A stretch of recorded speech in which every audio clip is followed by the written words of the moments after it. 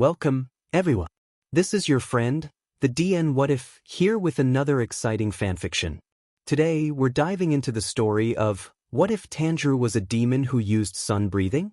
If you enjoy this video, don't forget to hit that like button and subscribe for more fanfiction content just like this. Now, let's get started with the fanfic. I'm sure even someone like you can appreciate the irony in this situation. Tanjirou didn't respond to the man, or rather, he couldn't respond because he was a little preoccupied with the excruciating pain coursing through his body. He screamed as he convulsed. It hurt more than when he had broken his bone as a child. It hurt more than when the man stabbed his hand through Tanjirou's stomach and rearranged his innards. It hurt. It's impolite to not respond, you know, the man said conversationally. Tanjirou let out another agonizing scream, so loud his throat bled. He felt hot, as if he was burning up with a fatal fever. Sweat drenched his entire form. It burned. His mind could barely even form a coherent thought, much less verbalize a response. Okay, seriously though, the man frowned. It shouldn't hurt that badly. Why are you having such an adverse reaction to the demonization process? The pain was too much. Tanjirou fell unconscious, the overwhelming pain shutting down his mind. And now he passed out. Of course he did. The man sighed. Disappointing. This trip was disappointing. To think that his descendants would be reduced to this. He shrugged. Oh well. Humming a cheerful tune, Kibutsuji Muzan stepped out of the small home. He briefly considered burning the home to the ground just for the extra bit of irony, but decided not to in the end. He was a generous man after all. The boy and his sister, when awoken, would be hungry, and cooked human meat always did taste so terrible. And they say he wasn't considerate. Triplets. Tanjirou was hungry. Even before he regained consciousness, his body was already aware of that. He woke up with saliva pooling in his mouth and an overwhelming urge to eat. A delicious smell drifted to his sensitive nose, a smell so rich and sweet it nearly caused him to whimper. It was like a drag, causing everything else to fade from his mind. Only hunger and the smell remained. Where was it coming from? Where was the source of the smell? Sweeping his gaze around the small, dark room, Tanjirou caught sight of his brother's mangled, bloodied corpse. His sister's bodies, ripped to pieces, lay on the ground next to his mother, who was staring into the air with sightless eyes still wide with fear. The smell was coming from them. Tanjirou was still for a moment. Then he took a step forward, his primal instincts taking over. They smelled delicious. He wanted to eat them, to drink their blood and sink his teeth into their soft flesh.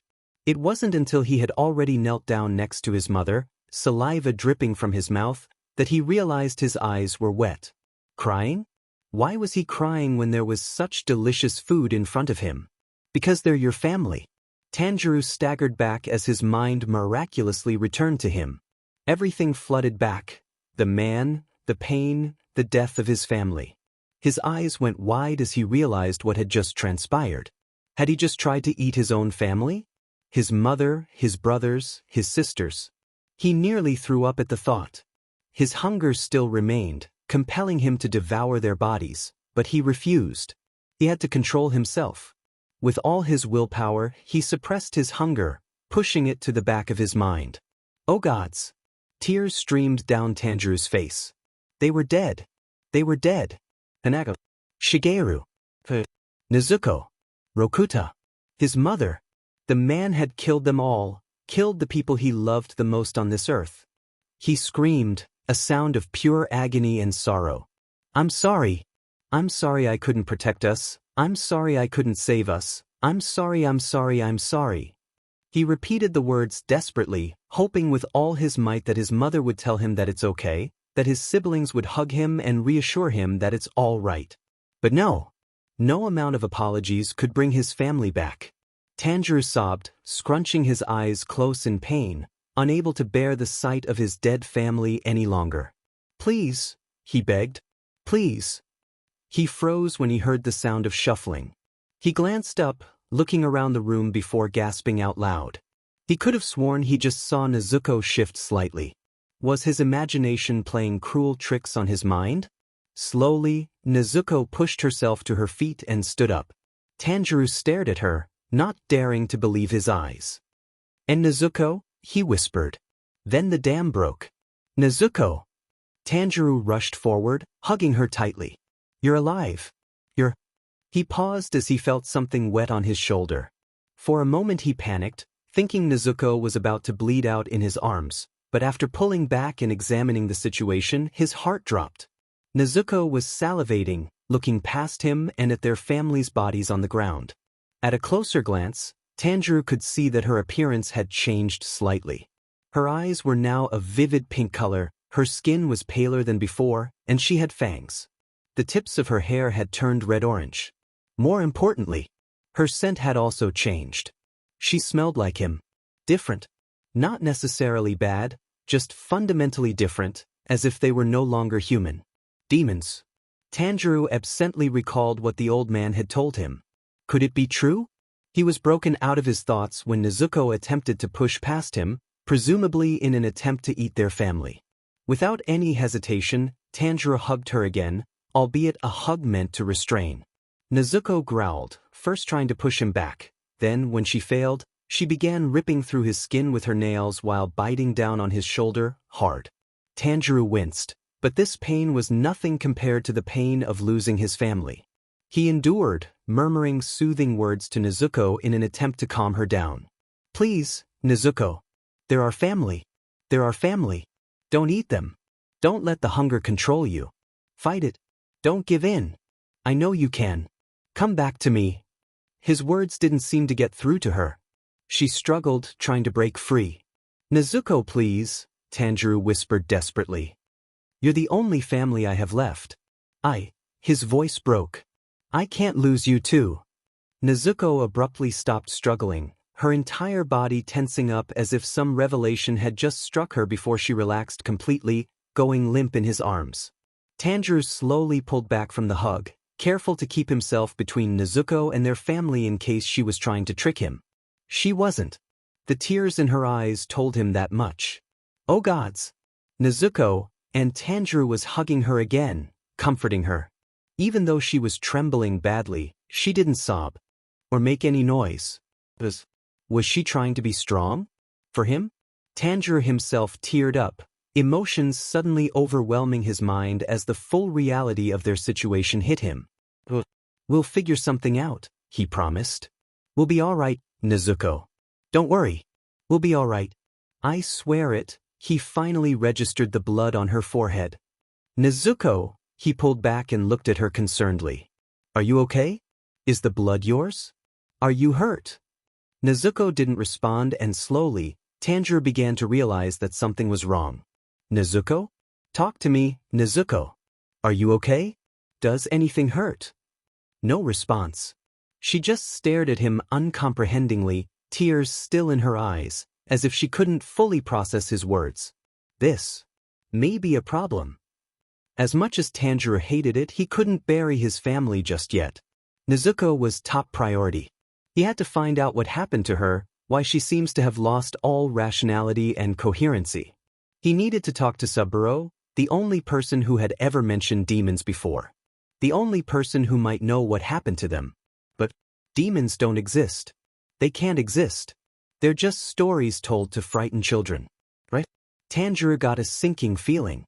The same sinking feeling that came along with the realization that even though Nezuko had clawed and bit his skin, it didn't hurt at all. He touched his shoulder just to confirm what he already knew. His wounds had already healed. The moment they stepped out the door into the frigid cold, Tanjirou became acutely aware of just how hot he was. He was burning up.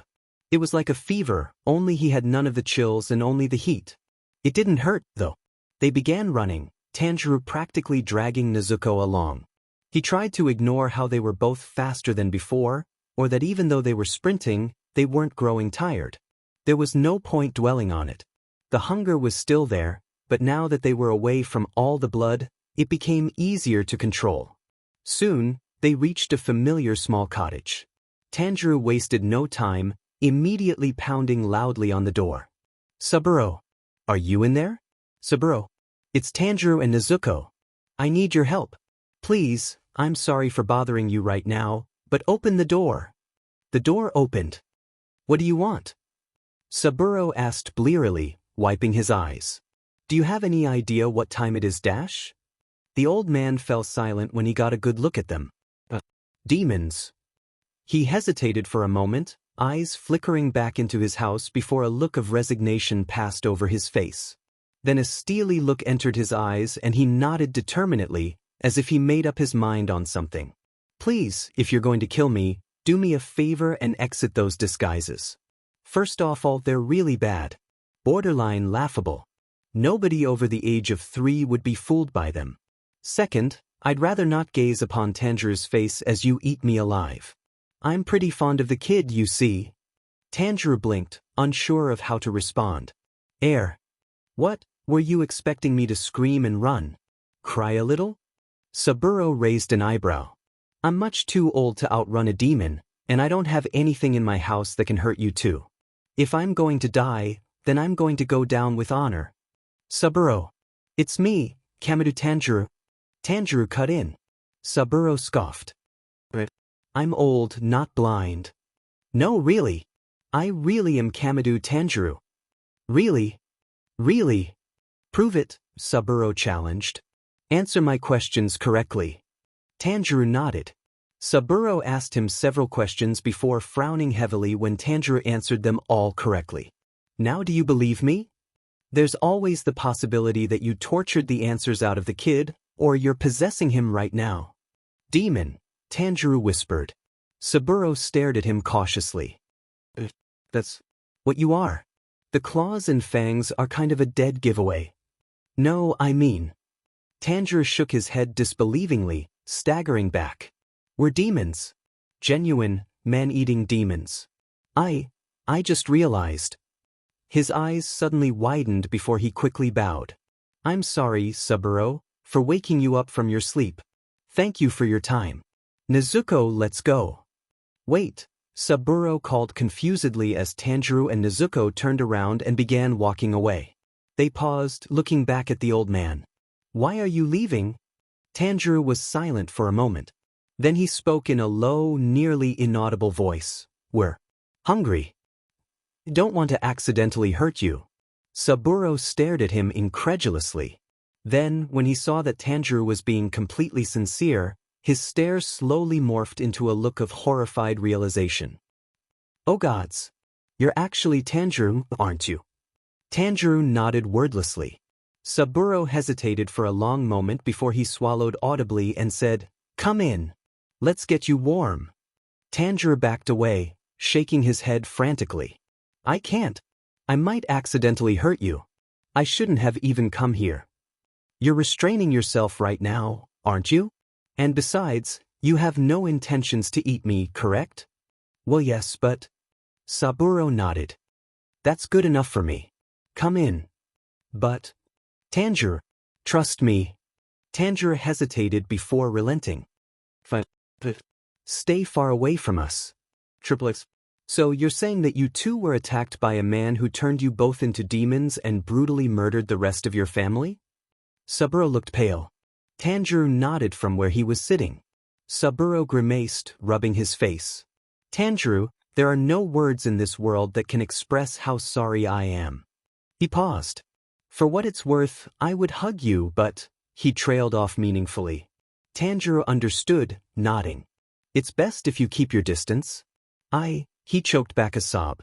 I almost ate my mother, he confessed quietly. She was lying on the ground and she smelled so good and I just wanted to devour her. He clenched his fists so tightly his sharp claws dug into his skin and drew blood. But you didn't, the old man said simply. You managed to do the impossible and control yourself. Well done, Tanjirou. But how? Why am I normal while Nezuko is unable to even speak?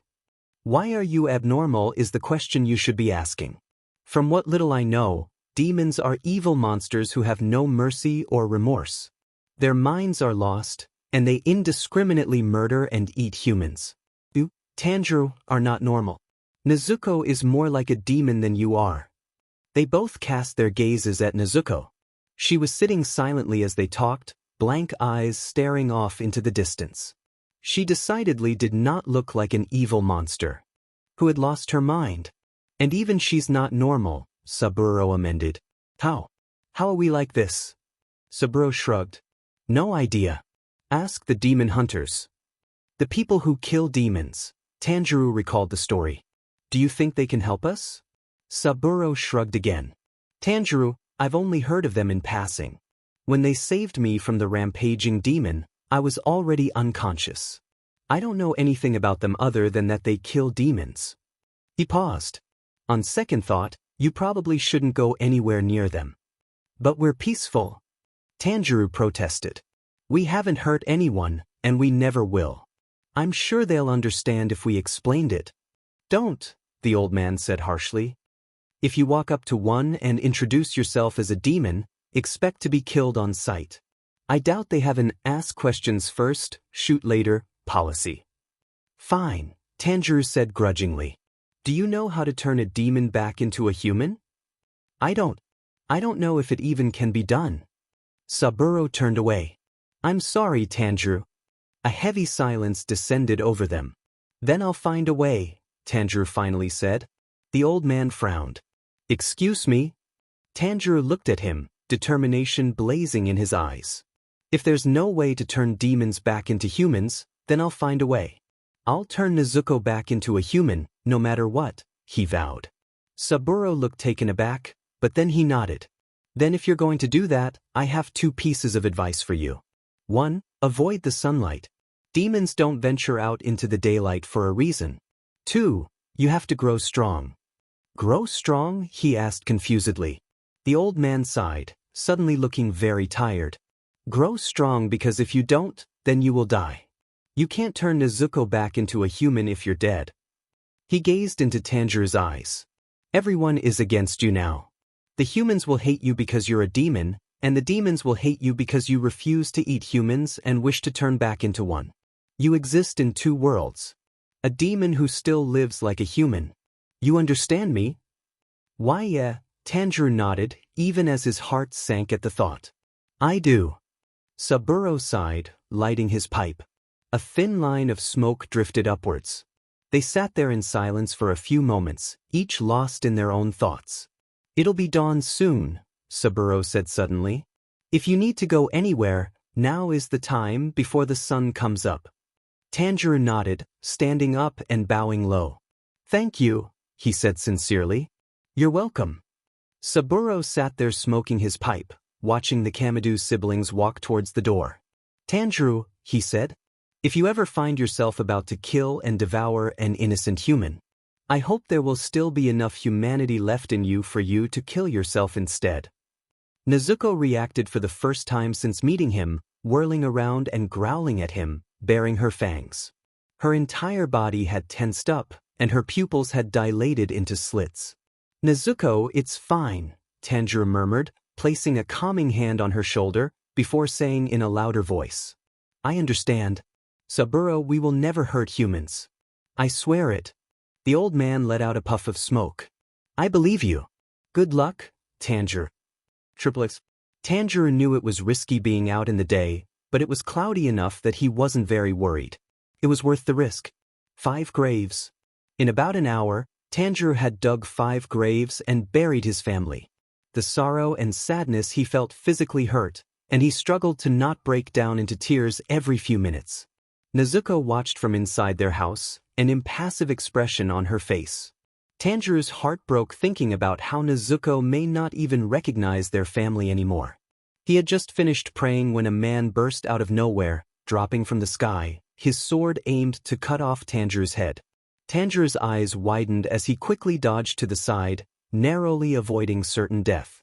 He jumped back, putting some distance between himself and the man. Who are you? Tanjirou stared at the man with no small amount of fear in his eyes. The man stared back. Spiky black hair pulled back into a ponytail. Dark blue eyes that contained no traces of mercy. Why did you bury them? What? The man gestured at the 5 graves. Why did you bury them? Are you trying to save your meal for later? No. I buried them because they're my family. The man narrowed his eyes. There you're. He was cut off when Nezuko charged out the house, her pupils dilated into slits. Nezuko, no. Tanjirou barely managed to stop her, grabbing her arm and holding her back. You can't. He'll kill you. Nezuko growled, straining to break free. What do you mean by they're your family? The man asked calmly, ignoring her. They're my family. My mother and brothers and sisters. The man tilted his head. You're a demon. You both are. We're not. Tanjirou paused. Well, we are, but we've never hurt humans before. Do you seriously expect me to believe that? The man asked dryly. It's true, I swear. Fear shot through Tanjirou when the man took a step forward.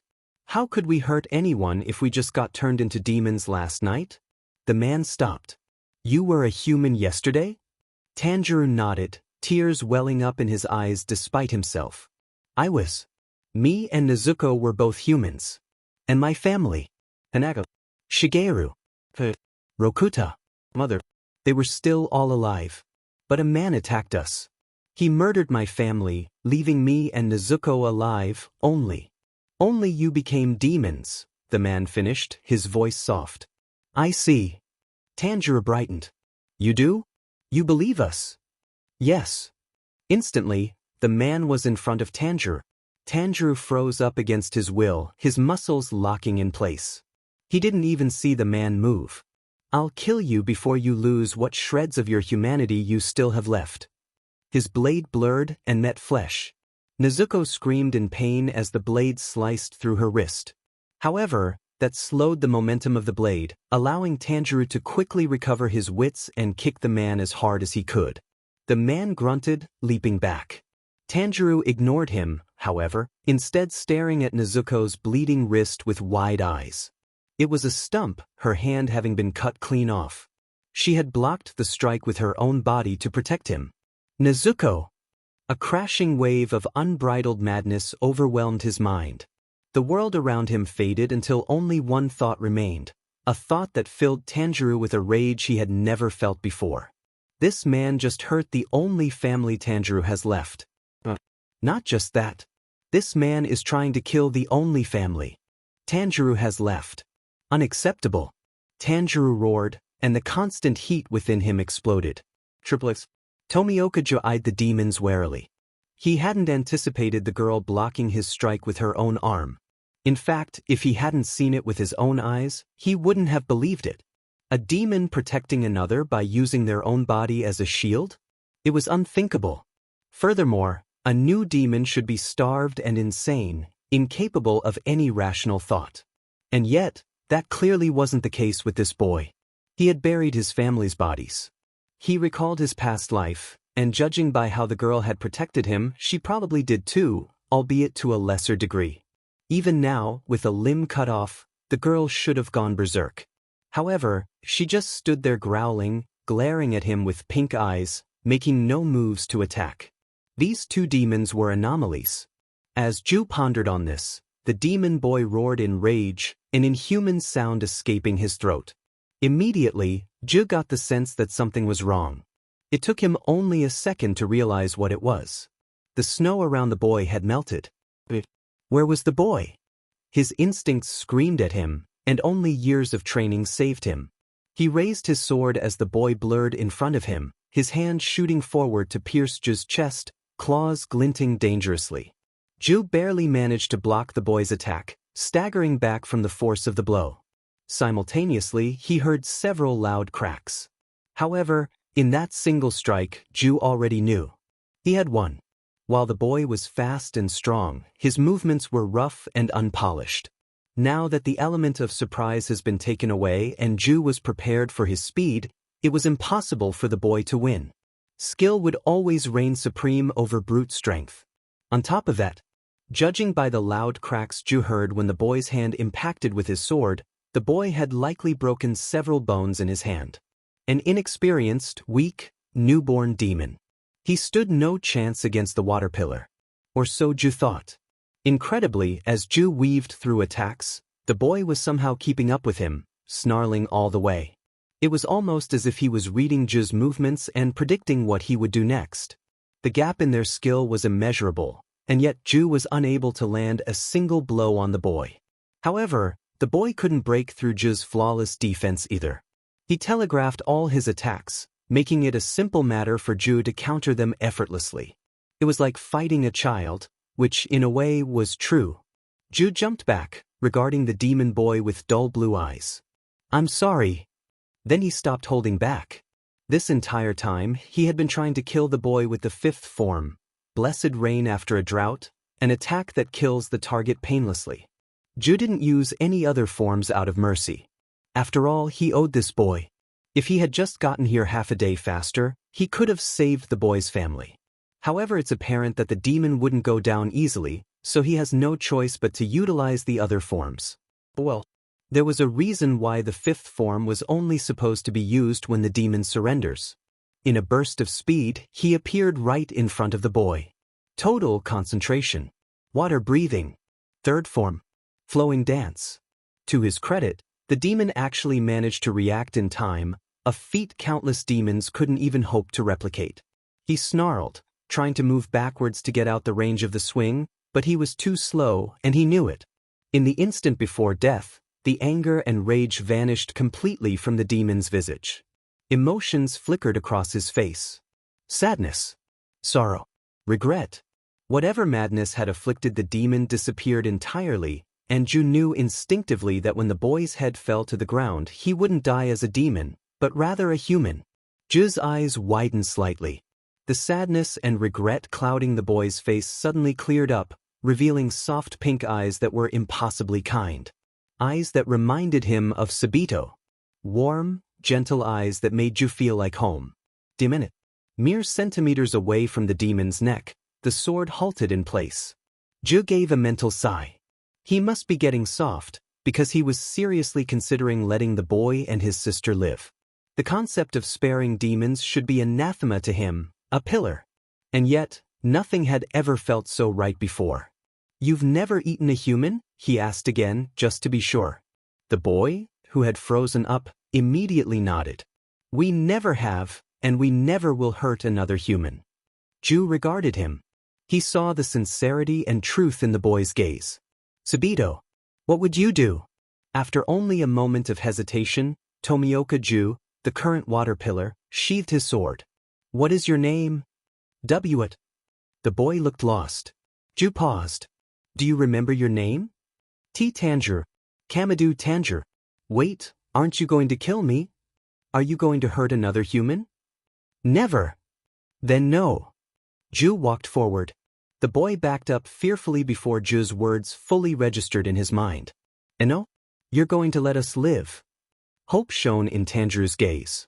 Ju nodded wordlessly before turning to the girl. "Can you speak?" She growled at him. "She can't," Tanjirou answered for her. "She's my little sister, Nezuko," but for some reason, then he caught sight of Nezuko's wrist and panic flashed across his face. "Her hand. You cut off her hand." Ju knelt down on the ground and picked up Nezuko's hand, ignoring Tanjirou's yelp. "Here," he offered it to Nezuko. Nezuko stared at the appendage before looking up at Ju. "It's easier to reattach limbs than fully regenerate it," he explained. Nezuko hesitated before she tentatively reached out, keeping her eyes on him. He didn't move, so she quickly took her hand and held it to her wrist. It instantly began healing, bones fusing, muscles reattaching, and the skin stitching itself back together. Tanjirou stared with wide eyes. "I can't leave you here," Ju said suddenly. At the boy's confused look, he elaborated. "If you kill another human, then it will be my fault. I cannot allow you to remain here. But at the same time, I cannot take you with me either. Any other demon slayer would kill you on sight, regardless of whether or not you've hurt a human before. Except for one," Ju remembered. "That might work. Then what will you do?" The look of fear was back on the boy's face. Ju tilted his head. "I'll have to ask Oyakata-sama," he mumbled to himself. "Perhaps Shinobu would take you in." "There's no need." Instantly, Ju whirled to the side, unsheathing his sword in one smooth motion. An old man stood next to him. White-haired tied back in a ponytail that framed milky eyes. A blank, emotionless expression on his face. A strange mark on his forehead. A sheathed sword hung at his hip. Ju hadn't sensed him at all. "Who are you?" he demanded. The man looked at him. "Good morning. My name is irrelevant. Just know that I will take in these two siblings." "Are you a demon slayer?" Ju questioned. "I was," came the short answer.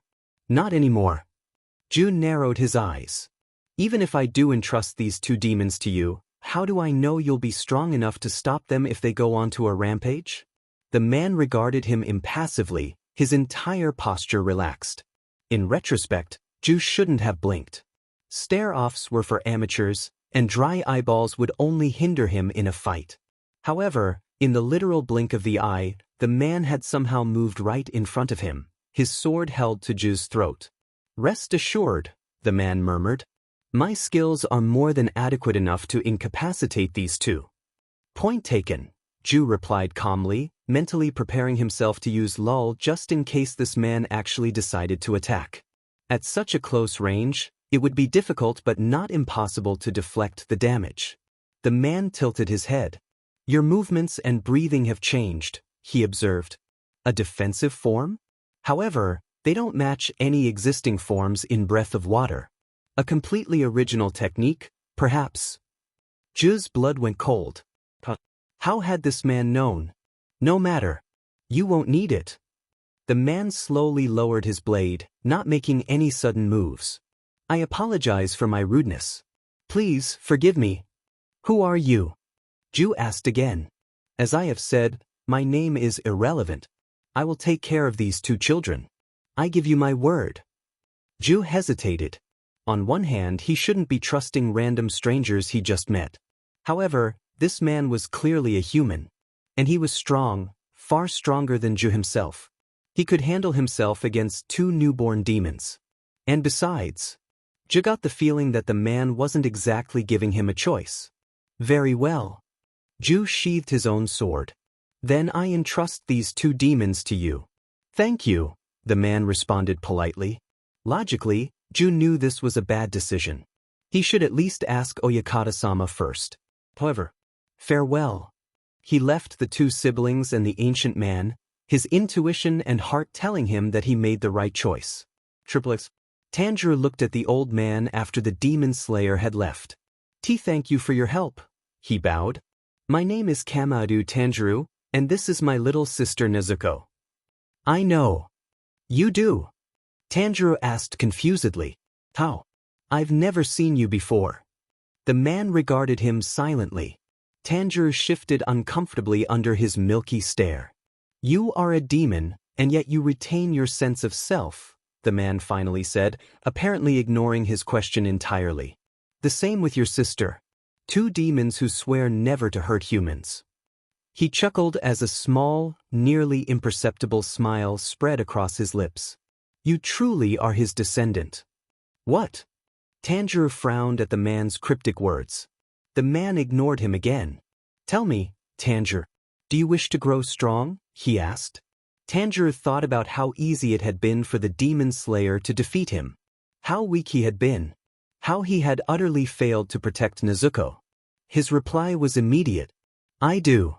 The man nodded as if he had expected the answer. "It will not be an easy path," he warned. "You will face countless obstacles. Demons with more power than you can ever imagine. Humans who will hate you simply for what you are. So tell me, Tanjirou, what are you willing to do?" Tanjirou stared back at the man, flames of determination roaring to life in his unflinching eyes. "Anything," he promised in an unwavering tone. "For Nezuko, I'll do anything." The man smiled contentedly. "But from this day forth, I shall be your master." Tanjirou nodded slowly. But who are you?" However, even as Tanjirou asked the question, he already instinctively knew the answer. A forgotten memory that was not his surfaced to his mind. The old man's name was Tsujikuni. Yurichi Tsujikuni. So, I've been told by Master Yurichi that I should keep a journal. So here it is. Sorry if my handwriting is bad, my arms and wrists and hands hurt. They're trembling so badly, it's like they're leaves in a storm. But this pain in my arms must be nothing compared to what you had to go through when you shielded me from certain death. Don't worry. I'm training now to make sure you'll never have to experience such pain ever again. No matter what. I'm worried about you, Nezuko. When you couldn't wake up that day, a raw panic filled me and I almost lost control of myself. I already lost our father and mother and brothers and sisters. I couldn't lose you too. Thankfully, Master Yorichi assured me that you would be all right. He said something about your body adapting and evolving, and how you needed to conserve energy by sleeping. I don't know why I'm not the same. I miss you. It hurts how much I miss you. Come back to me, Nezuko. X. I had dodge training today to sharpen my instincts. Everything hurts. I don't think I like dodge training very much. X. Nezuko. You won't believe what I learned today. Did you know that the dance of the fire god is actually the breath of the sun? I can't believe it. Since I already know all the movements, all I need to do now is learn how to breathe properly. I wonder what Master Yorichi meant by that. X. My lungs hurt. My lungs hurt so much. I'm so tired. My body aches all over. I had to breathe into a gigantic gourd and make it explode using my breath alone. It took me such a long time, but I finally managed it. I'm sorry, Nezuko, but it looks like today will be a short entry. I can already feel my eyes slipping shut. X. Wake up. Please just wake up. Wake up, Nezuko. Please. X. I've noticed it before, but Master Yorichi doesn't smile very often. Or frown. Or show any emotions at all, really. But even if he doesn't outwardly display any emotion, I can still smell how he feels. Master Yorichi is sad. The scent of sadness constantly clings to him. Something devastating must have happened to him for him to feel this way. But it's fine. Even if Master Yorichi is sad all the time, I'll be happy for the both of us. X. I did it. I finally landed a single blow on Master Yorichi. Sure he had. Both hands tied behind his back and he was blindfolded and it was just a graze against the fabric of his haori, but I still did it. Of course, he thoroughly pummeled me afterwards just to ensure I wouldn't get a big head. But I'm still so happy. X. My speed, stamina, and strength have increased so much since I began. I'm strong now, Nezuko. I'm strong enough to protect you. So please wake up. I'm begging you. Wake up. X. I'm about to undergo the final test. Master Yorichi says that if I pass this test, then he will allow me to leave and go search for a cure. Isn't that wonderful? I can finally go find a way to turn you back into a human again. I'm a little apprehensive about the final test, though. What will he do? Well, no sense in obsessing over the what-ifs. Whatever it is, I'll do my best and succeed. X. Tanjirou entered the clearing with a cheerful smile. Master Yorichi, he greeted. What is the final test dash? His breath caught in his throat. Yorichi was standing in the middle of the clearing, towering trees surrounding him. It was snowing, just like the day Tanjirou and Nezuko were turned into demons. The night air was crisp and fresh, and the moon cast a silver glow over the snow on the ground. In the moonlight, Tanjirou saw Nezuko laying on the ground behind Yorichi. The old man held his sword to her throat. Master Yorichi, Tanjirou said slowly, carefully. Can you please not let your blade go anywhere near Nezuko? I didn't teach you everything, Yorichi said calmly. Tanjirou froze. What? There is a 13th form in the breath of the sun. The ultimate form, the culmination of all my skill and mastery. It is the most powerful attack in existence. With it, defeat is impossible for the user.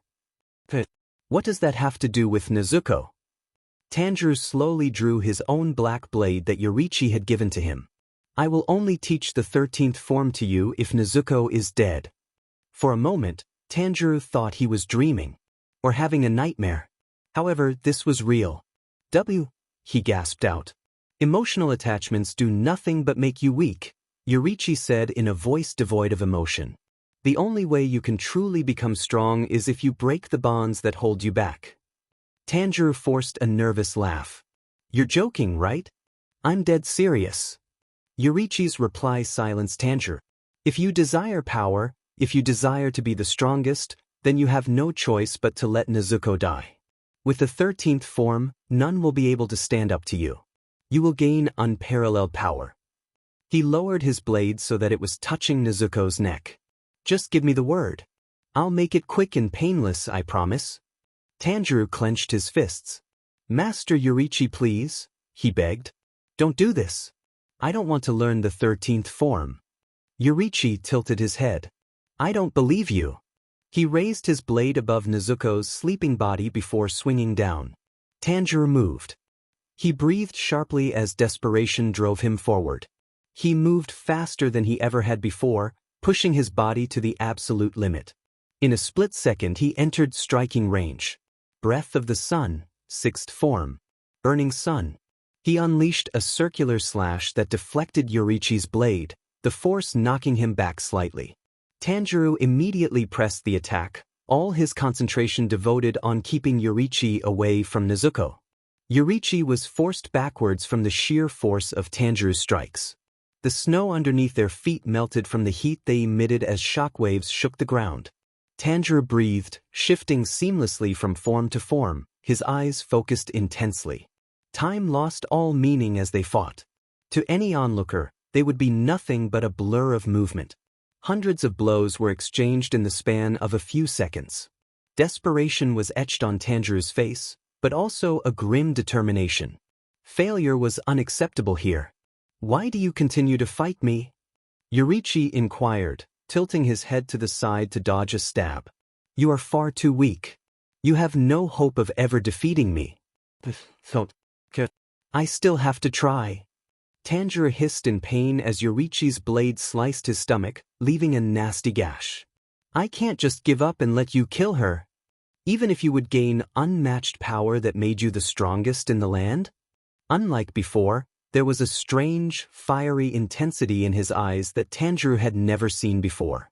Even then, after all, who cares about having unmatched power, if there's nobody left to protect with it? Yorichi's eyes widened as his movements faltered slightly. Tanjirou instantly took advantage of the opening and unleashed his attack. Breath of the Sun, 9th form. The setting sun. A downward slash with a flaming blade that contained all of Tanjirou's strength, his desperation, his willpower, his desire to protect Nezuko. The fastest, most flawless attack he had ever performed. Yorichi looked down at the huge diagonal gash on his chest. A fatal blow. Blood slowly stained his clothing. Tanjirou stared at him, trembling, falling into a defensive stance. Then his eyes widened as he saw something completely unexpected. Yorichi was smiling. Not his normal small, barely noticeable smile, but rather a bright beam of joy and happiness. Done, Tanjirou. You passed my final test. Confusion was clear on Tanjirou's face. What? Yorichi coughed, flecks of blood falling to the ground. I'm sorry, Tanjirou. It was a selfish test, meant only for my own peace of mind. Putting you through it was cruel. I'm sorry, but I had to be sure. Please, forgive me. What do you mean? There was a moment of silence. I had an older brother once. Yorichi's eyes glazed over, lost in memories. I loved him with all my heart. He always said that he wanted to be the strongest samurai in the land, so I decided to follow his dream and become the second strongest samurai. Oh. Tanjirou paused before asking, what happened to him? Yorichi's eyes flashed with pain. He willingly became a demon and killed countless innocents with the same skills I had taught him. He betrayed me in his own pursuit of power. All he ever wanted was to be the strongest, regardless of the cost. And that was why I gave you this final test. His gaze turned sad, regretful. I couldn't permit myself to make the same mistake as before. I could never forgive myself if I taught you my techniques, taught you how to kill, only for you to turn it back on innocent lives. It was selfish and cruel of me. I'm sorry. Yorichi smiled widely again. Tanjirou, when you fight, don't fight for revenge or hatred. It will only consume you. Instead, fight to protect your sister. Fight for Nezuko. Don't ever lose your kindness. Tanjirou took a hesitant step forward. Why Yorichi? Oh, and one more thing. You already know the 13th form. You knew it all along. Use it to do what I could not all those years ago and kill Kibutsuji Musen, the man who murdered your family. Yorichi coughed again. His kimono was now completely soaked with his blood. "Goodbye, Tanjirou. When I see you and your sister again, I sincerely hope we will meet as humans." He gave one last smile as bright and brilliant as the sun itself. A smile he could never form in life. "I believe in you, Master Yorichi." Tanjiro took another step forward but then stopped.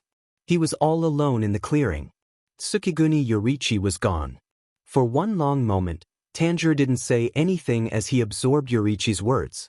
Then softly he spoke. "I forgive you." He was unable to tear his eyes away from the spot where Yorichi had stood. He had lost yet another person in his life. His dear master. No. Yorichi was not just his master. He was family. Tanjiro knelt down and prayed, closing his eyes. Then he snapped his eyes back open as he felt a warm, comforting hand on his shoulder. His breath hitched as he whirled around. His eyes widened before filling with tears once more. Nezuko was standing there, her head tilted adorably to the side. "Nezuko, you're awake," he breathed in shock, hesitant to make a move. Nezuko had no such reservations. She reached out with her small arms and drew Tanjiro into a tight hug.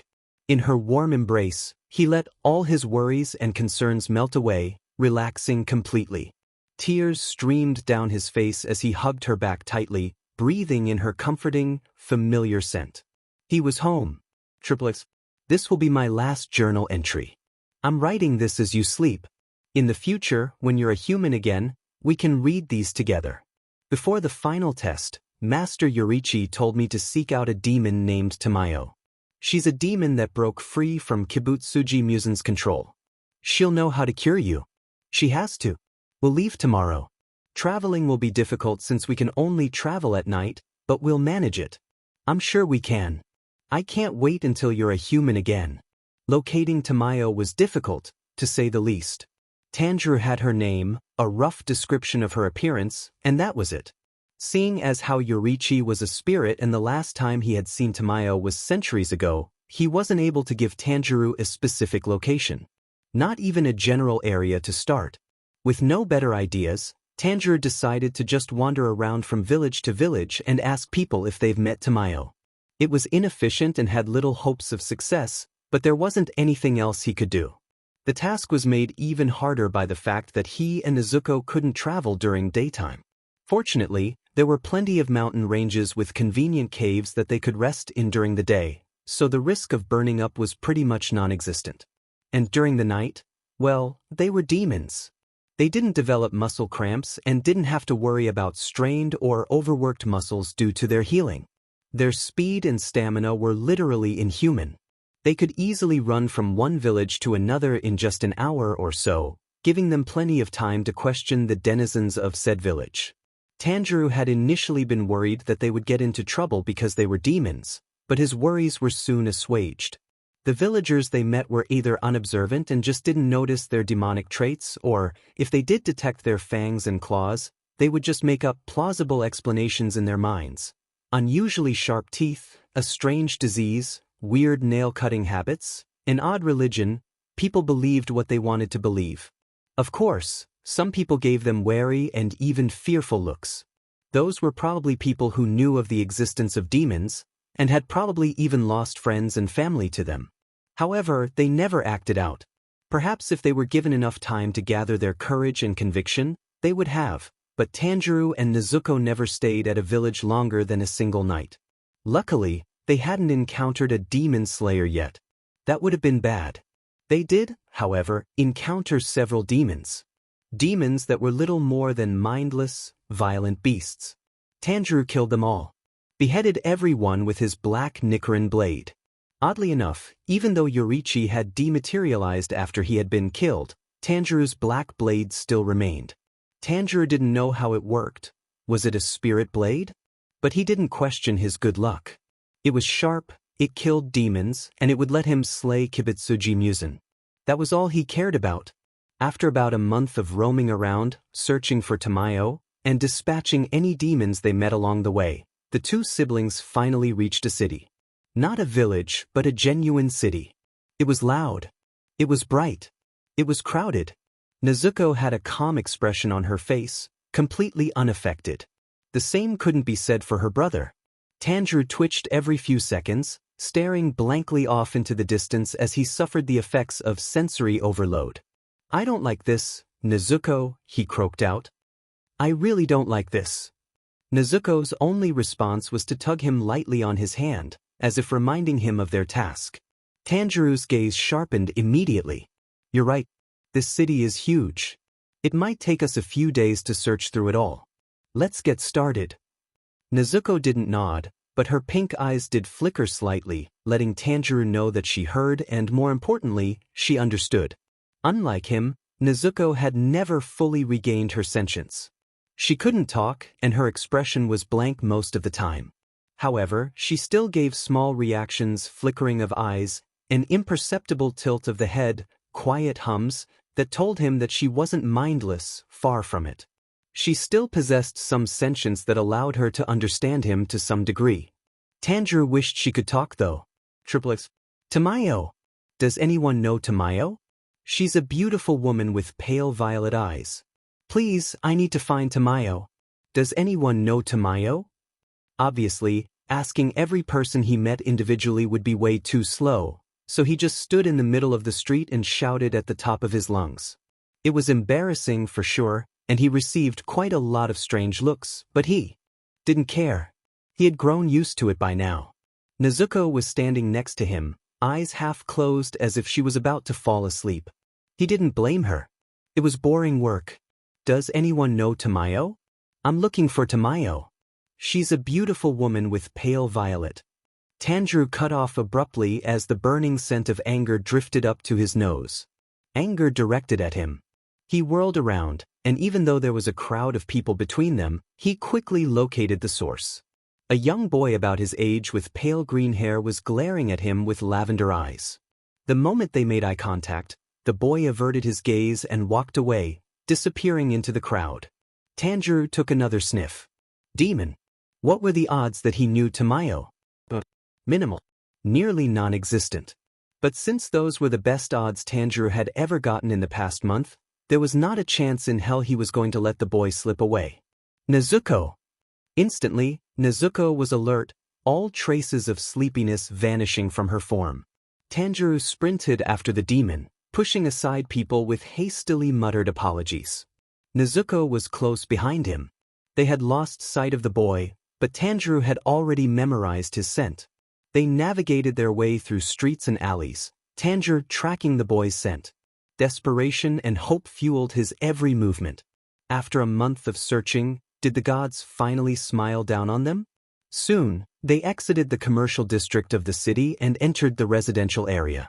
It was dark, the only light coming from the moon, and the streets were empty. Tanjirou continued running, turning several corners before freezing in place. Nezuko halted beside him. What? He breathed in confusion.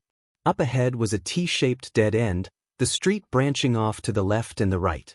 However, the scent ended there.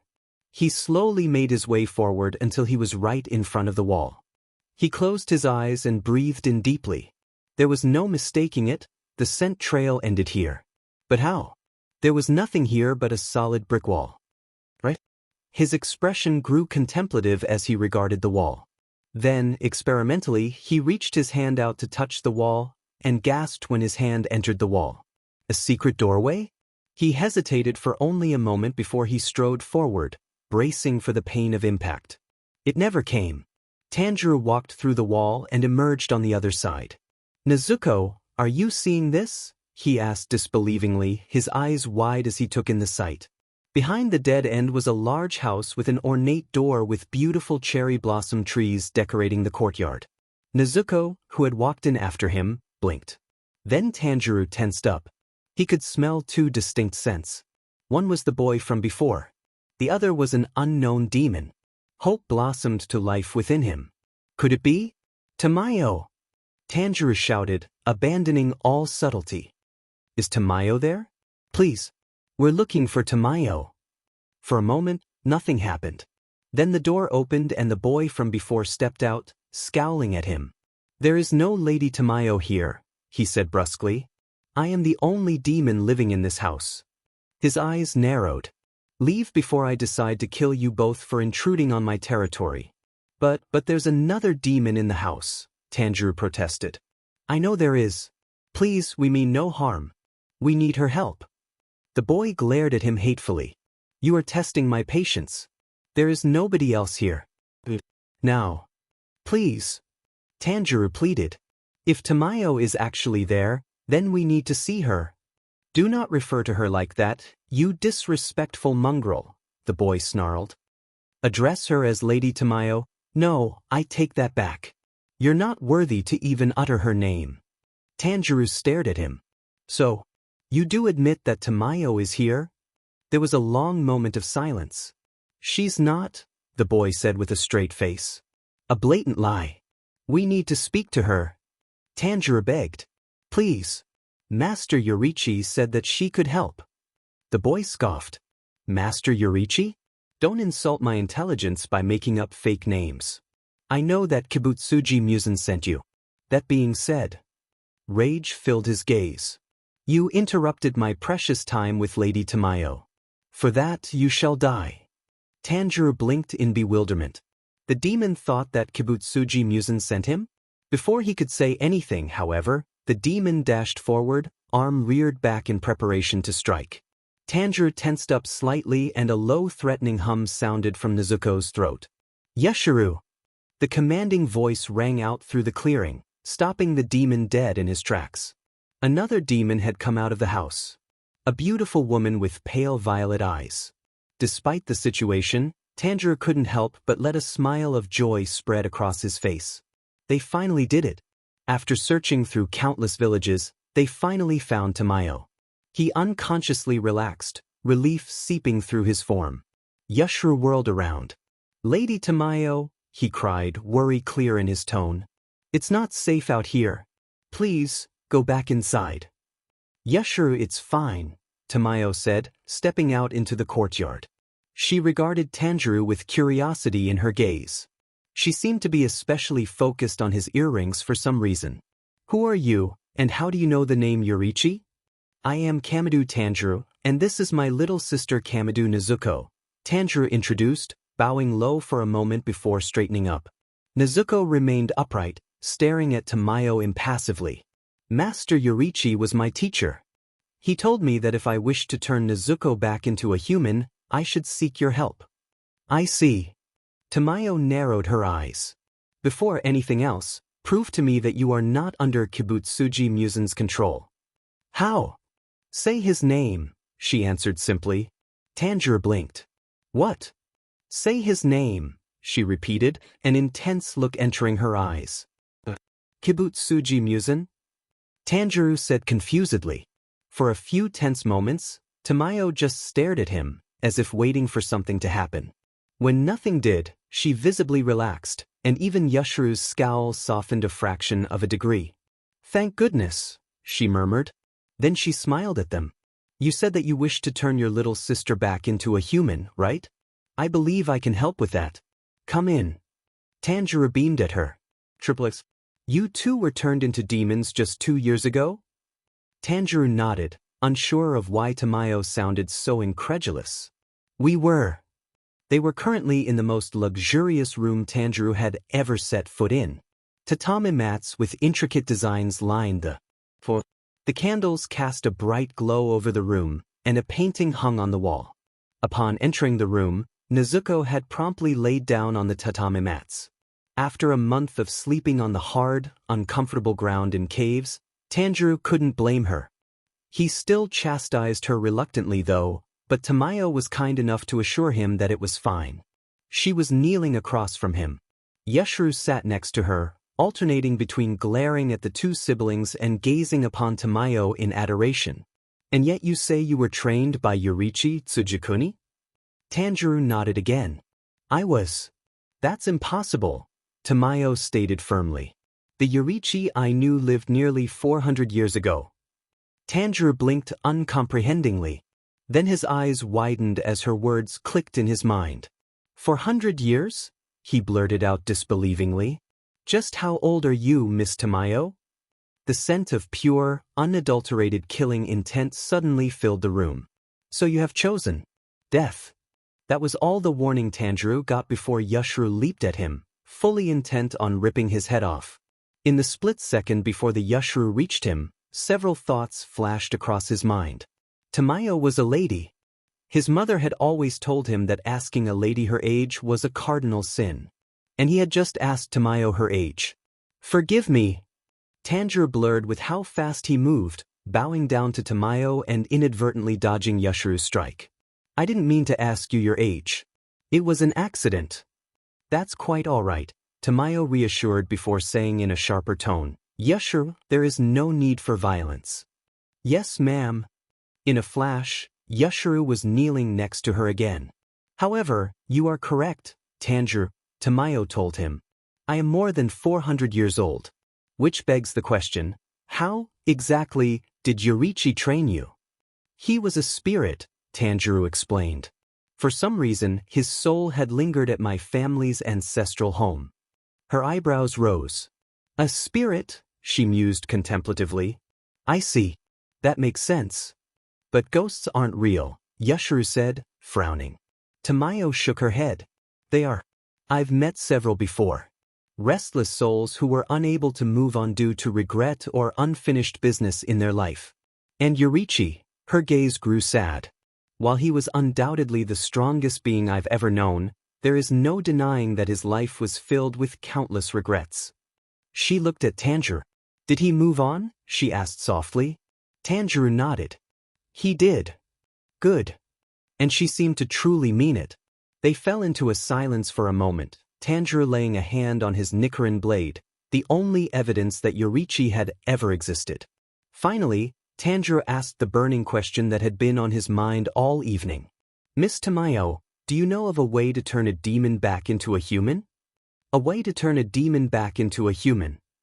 Tamayo looked at him with pale violet eyes. "It does exist." Tanjiro's eyes widened. "You mean you can turn Nezuko back into a human?" Tamayo shook her head. "At the moment, no." Tanjiro deflated, but perked up at her next words. "Nevertheless, no matter the wound or ailment, there is always a cure or treatment somewhere. I believe that I can discover a cure.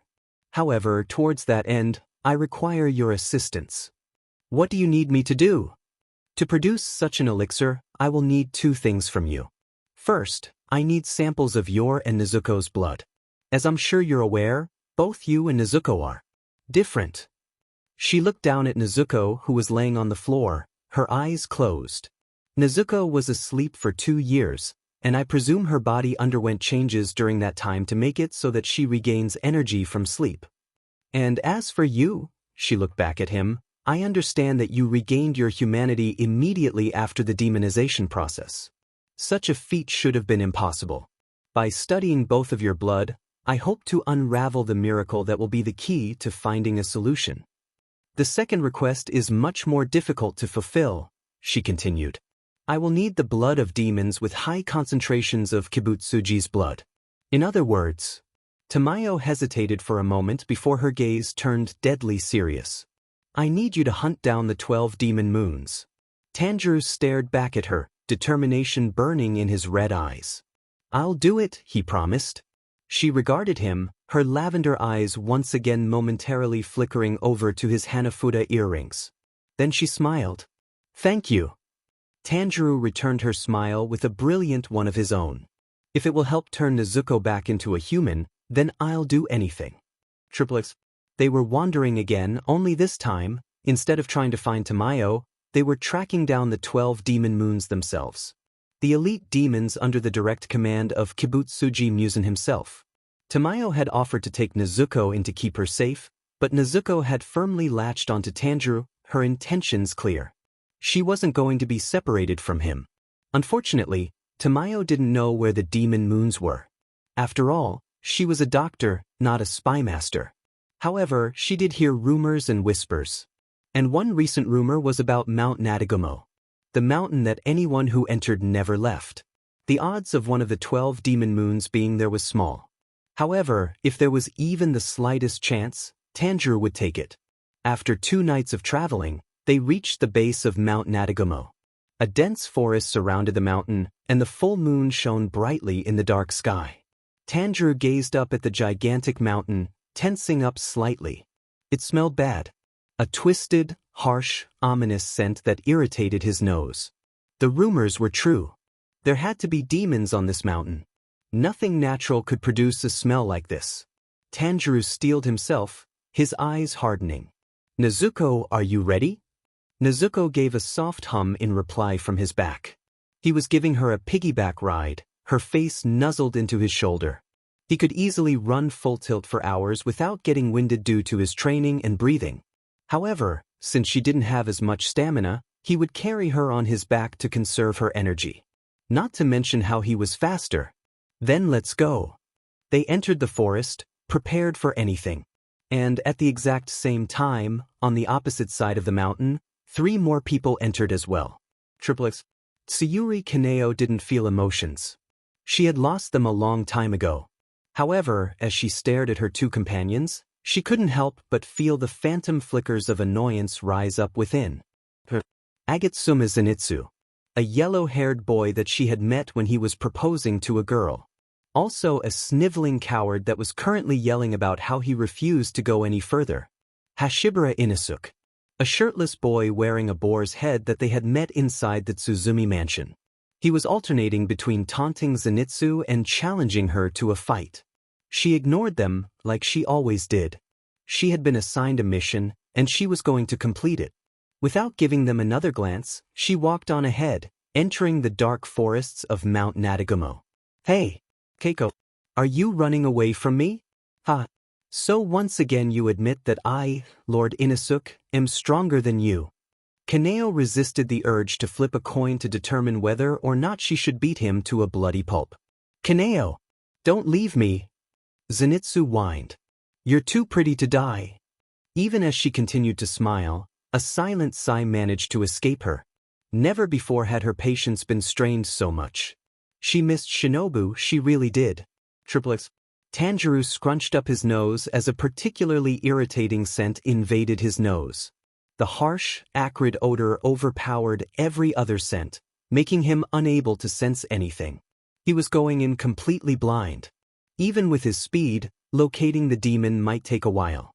It was a large mountain, after all, and without his sense of smell, there wasn't really anything he could do other than run around and search for demons. Triplets. "So most of my children are being slaughtered?" Kagaya said with a serene look on his face, absently stroking a Kasugai crow. "If that's the case, we might find some demon moons there. It seems like I need to send in some of my pillars." Shinobu. "As you wish," came the twin replies from further inside. If only demons and humans could get along. Kochu Shinobu, the insect pillar, smiled. "Don't you agree, Tomioka?" "Impossible." Tomioka Ju, the water pillar, responded emotionlessly. "Not so long as demons eat humans." Triplets. With her superior speed, Kaneo easily evaded the demon slayers that had tried to stop her from advancing. She could see the threads controlling them. Those threads would lead her straight to the demon. Her smile didn't even falter when a massive, headless demon leaped down in front of her. It was nothing but a puppet. There was no point in wasting time fighting this. She breathed, boosting her speed even more. The demon puppet was far too big and slow to catch up to her. Finally, Kaneo arrived at a clearing. A female demon with long white hair sat on top of a large rock. Threads extended from her fingers. She was the puppet master. Once Kaneo killed her, the demon slayers and demons would stop being controlled. Total concentration. Flower breathing. Fourth form. Crimson Hanagoromo. Her sword passed effortlessly through the demon's neck, flower petals fluttering down from her attack. Behind, Kaneo heard a loud crash as the gigantic demon puppet collapsed, its strings slack. Kaneo gazed at the disintegrating demon for a moment. Oddly enough, when the demon had seen her, she seemed almost relieved. And if Kaneo hadn't been mistaken, she could have sworn that the demon had opened her arms slightly, as if to welcome her attack. Even now, there were tears in her eyes. Strange. Kaneo didn't dwell on it, of course. She didn't have the time. There were more demons to be exterminated. More demon slayers to save. Triplets. I hate myself more than anything else. I always think about how I have to get my act together already, but in the end I just end up cowering, running away, and sniveling. Maybe that's why Kaneo and Inasuk just left me. They couldn't stand being in the presence of such a pathetic coward any longer. I want to change. I want to become a competent person too. But what's the point? There isn't a single soul that has any hope for me. No one that believes I'll be useful to someone. That I'll manage to protect somebody and make them happy for once in my mind. Not even something as simple as that. There's no one with that kind of hope with me. Except for one person. Gramps never gave up on me. He never abandoned me. He believed in me. If I die, I don't really think Inasuk and Kaneo would care all that much. Sure, they might be a little sad, but they'll move on in just a day or two and quickly forget all about me. But Gramps would care. I don't want to die. For Gramps' sake, I can't die. Even if he's the only person in the world that believes in me. I can't let him down. Thunder breathing. First form. Thunderclap and flash, sixfold. X. Tanjirou frowned as he heard the sound of thunder off in the distance. A lightning strike? But he could smell no thunderclouds around. Well, it didn't matter. He still hadn't found any demons yet. Where were they hiding? X. A massive demon crashed down in front of Kaneo, roaring into the night sky. Kaneo gazed up at him with a serene smile on her face. He was easily double, nearly triple her size, vaguely resembling a spider. Family. Don't hurt. My family. The demon growled before lunging forward with a speed that belied his size. Kaneo rotated her blade, redirecting the momentum of its punch, deflecting it. His powerful fist crashed into the ground next to her. The rocks exploded from the force, sending shrapnel flying everywhere, but Kaneo had already leaped onto the demon's hand and ran up the length of his massive arm. In a split second, she was at head level with the demon. She slashed at his neck, which the demon blocked by crossing his arms. Her eyes flickered as she saw several openings appear. She capitalized on them immediately, blurring into motion. A demon this strong might have blood demon arts, and she didn't want to give him the opportunity to use them. Total concentration. Flower breathing. Fifth form. Peonies of futility. She unleashed a flurry of attacks that flowed so smoothly together, it seemed to be one single continuous strike. In just a few seconds, it was over. The demon toppled over, his tendons severed and his head cut clean off. Throughout it all, Kaneo's smile remained on her face. X. And I wanted to fight her, but she ran off, and this Durara was way too weak to give me a good fight. It's Murata. But you look really strong. So fight me. Inasuk yelled, pointing his jagged blades at the man in the mismatched Haori. Jun narrowed his blue eyes slightly. So instead of trying to exterminate demons or even running away in a tactical retreat, you're going around and causing problems for your fellow demon slayers by attacking them. What if I am? I am Lord Inasuk. I am the strongest. What are you going to do about it? In response, Ju's sword hilt struck Inasuk's temple, knocking him unconscious immediately even through the boar mask. Ju glanced at Murata. Are you all right? He asked, his expression returning to an impassive one. Why yeah, Murata replied, rubbing his sore jaw from where Inasuk had punched him. Thank you, he froze as recognition entered his eyes. Wait, aren't you Dash? The Kakushi will be here shortly, Ju interrupted. They will tend to your wounds.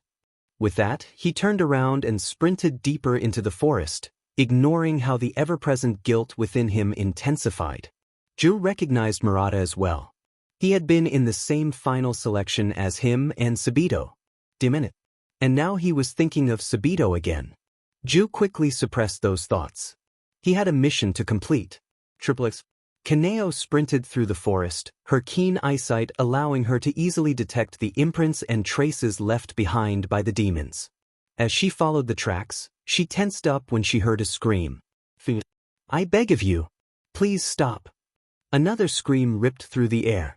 Kaneo adjusted her path, running towards the source of the scream, hoping that she wasn't too late. She emerged in a clearing and stopped dead in her tracks.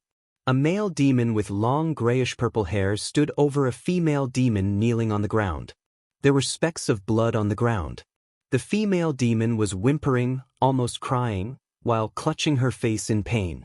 Her body language indicated that she was utterly terrified. "What are you looking at?" The male demon spoke, gazing at Kaneo with cold eyes. "We're not putting on a show, you know. This is a family matter." Family matter. Family matter. Family. Unbidden memories rose to the surface of her mind. Memories of a time she thought she had already forgotten. And yet, this familiar scene in front of her seemed to drag those memories to light. Her siblings, beaten and tortured and drowned and killed. Her parents, abusing them violently without a hint of remorse. They would agree with this demon in front of her. They would agree that it was a family matter, that she shouldn't interfere, that everything was normal and all right. They would agree that this was how a family should be. Bonds between family members forged with pain and fear. And yet, slowly she felt something well up within her. Something foreign. They weren't your family, Kaneo. They shared your blood, but that was it. If the bond between family isn't forged with love and care, then it's no bond at all. They were never your true family. We are. Kochu Kane's words echoed around in her head, causing the feeling within her to grow in intensity until it almost seemed to burn. Her hands trembled slightly, but not from fear. She didn't know what it was, but it compelled her to move, to do something, to say something. She breathed in deeply, but that did nothing to calm her suddenly turbulent emotions, emotions she wasn't even aware she still had. What was happening to her dash? The emotion she was feeling. It was anger, wasn't it? Ever so slowly she took out an old, familiar coin. She flipped it, watching it spin in the air. "Tails I speak. Heads I don't." The demon stared at her, a slight bit of confusion entering his gaze. However, he didn't do anything, content to observe for now. It landed tails. "You are not her true family," Kaneo said quietly with a blank smile. "If she is terrified of you, if you cause her pain, if there's no love or affection on her face when she gazes at you, then you are nothing but a counterfeit family. A fake." A heavy silence descended over the clearing before the air suddenly filled with overwhelming bloodlust. "Arif, don't listen to her," the female demon said frantically. "She's lying. You're my little brother. You're my family." Silence. She shut up immediately. "Hey, what was it you just said?" Rue spoke in a quiet yet dangerous tone, his intense gaze piercing into her. The suffocating aura crushed down on her, threatening to deprive her of breath, but she endured, simply smiling at him calmly. "Let's hear you say it again. Come on."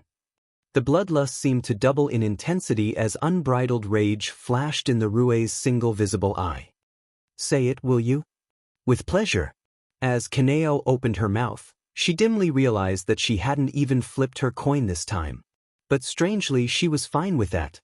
"You're not her real family," she smiled serenely, her expression as peaceful as a meadow of flowers. "You're just a fake." X. The acrid odor suddenly cleared up, allowing Tanjirou to smell again. Instantly, he caught the scent of a demon. No, two demons. His eyes widened, horror filling his gaze. "A human. Oh no. Nezuko, we're almost there," he muttered. This smell of overwhelming bloodlust and rage. Not to mention the sheer power. It was a strong demon. Perhaps even a demon moon. Tanjirou had to go even faster if he wanted to save the human. He increased his speed, practically flying through the forest with how fast he was moving. "Just hold out a little while longer. I'll get there soon." X. "Your death will not be quick or painless." The very opposite, in fact. Rue spoke in an even voice, as if he was merely discussing the weather. "First, I'll carve up your fingers. Then I'll move to your hands and feet. You'll be begging for death by then, I imagine, but I shall not grant you it. After I break your arms and legs, I'll string you up and slowly devour you alive. And I shall savor every bite." Kaneo just smiled at him. "Of course, I'm a reasonable demon," he continued magnanimously. "If you take back what you just said, then I'll kill you right now. It'll be quick and painless. A merciful death." Kaneo didn't respond, instead continuing to smile at him. Her smile faltered, however, when a new demon slayer strode into the clearing. Hey, look at that. A demon that's just the right size, the boy smirked, raising his sword. Even I can take down a kid like him. Ah, time for a nice promotion and a hefty paycheck. Leave, Kaneo commanded, inwardly amazed at the sheer foolishness of the boy in front of her. Did he not sense the bloodlust or the danger? He's too strong for you. Shut up. This is my kill. Take this. The demon slayer charged at Rei, an eager look on his face. Without even looking at the approaching demon slayer, Rui whipped out his hand, and Kaneo saw the glint of threads. She reacted instantly, leaping backwards, but the attack wasn't aimed at her. The demon slayer's face split into several sections as sharp, thin threads cut through his body like a knife through hot butter. He fell to pieces. Literally. I see. Ru didn't pay any attention to the boy he just butchered, as if he was insignificant, not even worth the time. You have chosen your fate, then. Rui looked down, clutching his left eye, his face obscured in shadows. You should have just taken the easy way out. Because now.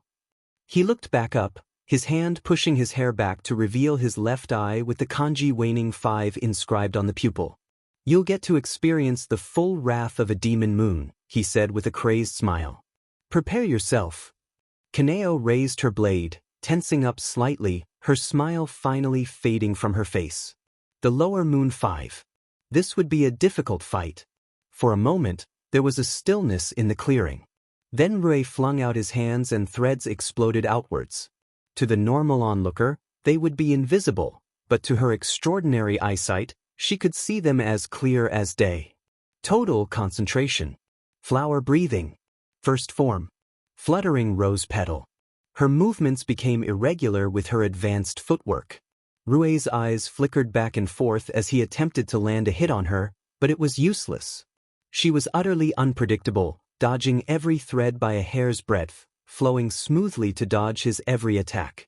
In just a few seconds, Kaneo crossed the distance between them. She swung her sword, attempting to behead him, but he merely flicked his wrist and she was forced back by the threads that suddenly erupted from the ground in front of her. Her eyes flickered momentarily, and then she sliced through the threads effortlessly before whirling around to evade yet another strike. She used the momentum of the spin to gain even more force, swinging her sword in a graceful arc aimed to take off his head. Rui created a web of threads to stop her attack, and his eyes widened as she severed the web. Her blade neared his neck, and he raised his forearm reinforced with threads in an attempt to block.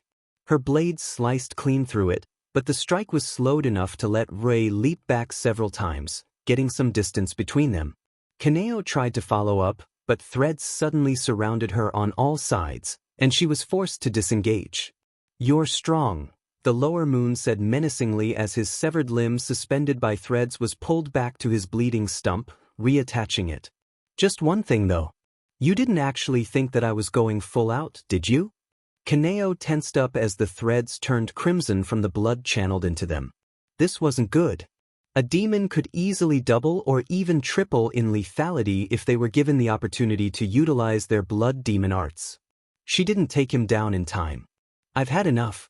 It's been a while since I've been this set off, you know. You damaged my body. You harmed my health. Rui's eyes flashed with uncontrollable fury as the veins on his face and neck bulged. Such a thing is unforgivable. For that, you must die. Blood arts. Cutting thread rotation. A massive circular wall of crimson threads formed in front of him, rotating around the singular point between his red palms.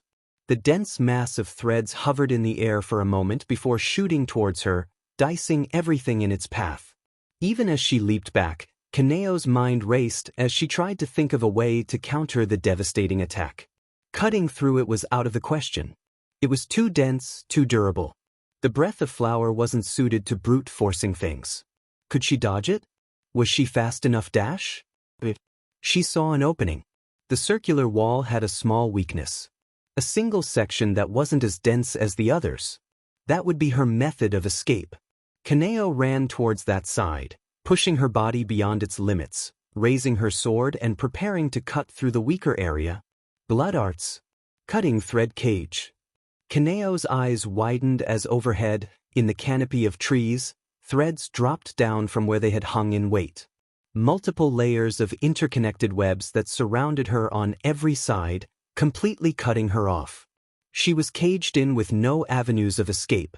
He must have intentionally created the weakness in his wall, she realized, in order to bait her. It had been a trap, and like a fool, she fell for it. There was no choice left except to make a last-ditch attempt to cut through the dense wall of threads. And that was no choice at all. Even the breath of Flower's final form would be useless here. There was no point in perceiving the world in slow motion if she couldn't do anything about it. But she still had to try. She swung her sword, pouring all her strength into the strike, but it was futile. The instant her sword met the threads, it was carved into pieces. This was the end. "I'm sorry, Kaneo's eyes widened in shock as someone blurred in front of her, unleashing several powerful strikes with a blade covered in flames.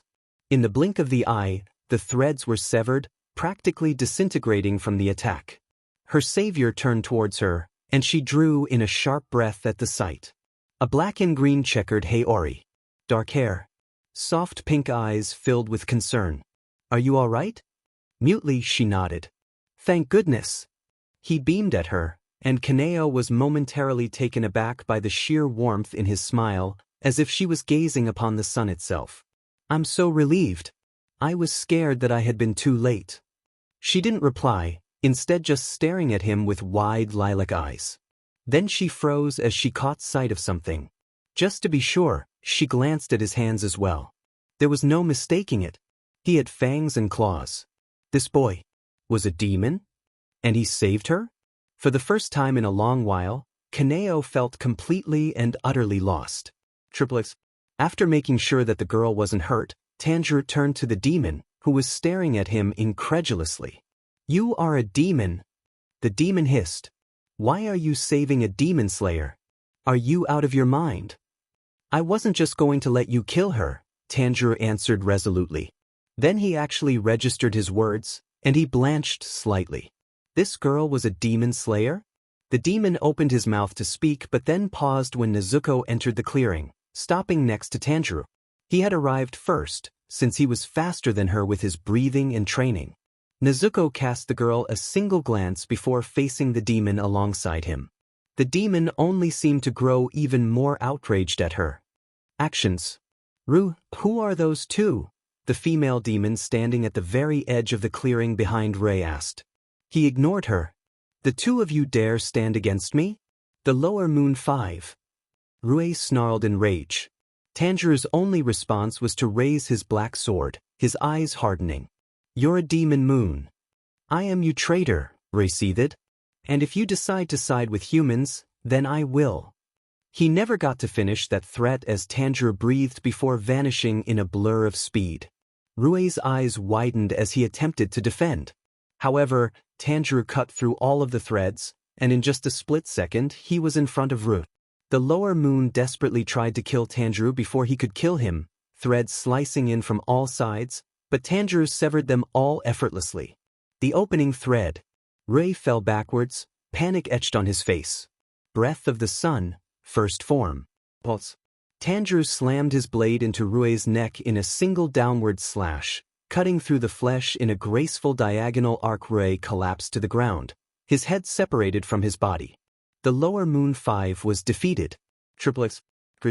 Even as his small body began to disintegrate, Rue was giving off the scent of overwhelming grief. Right now, this wasn't the Lower Moon 5, a murderous demon who had killed hundreds of people mercilessly. Right now, this was just a tragic, hopeless creature. A human, probably just a boy, who was turned into a demon.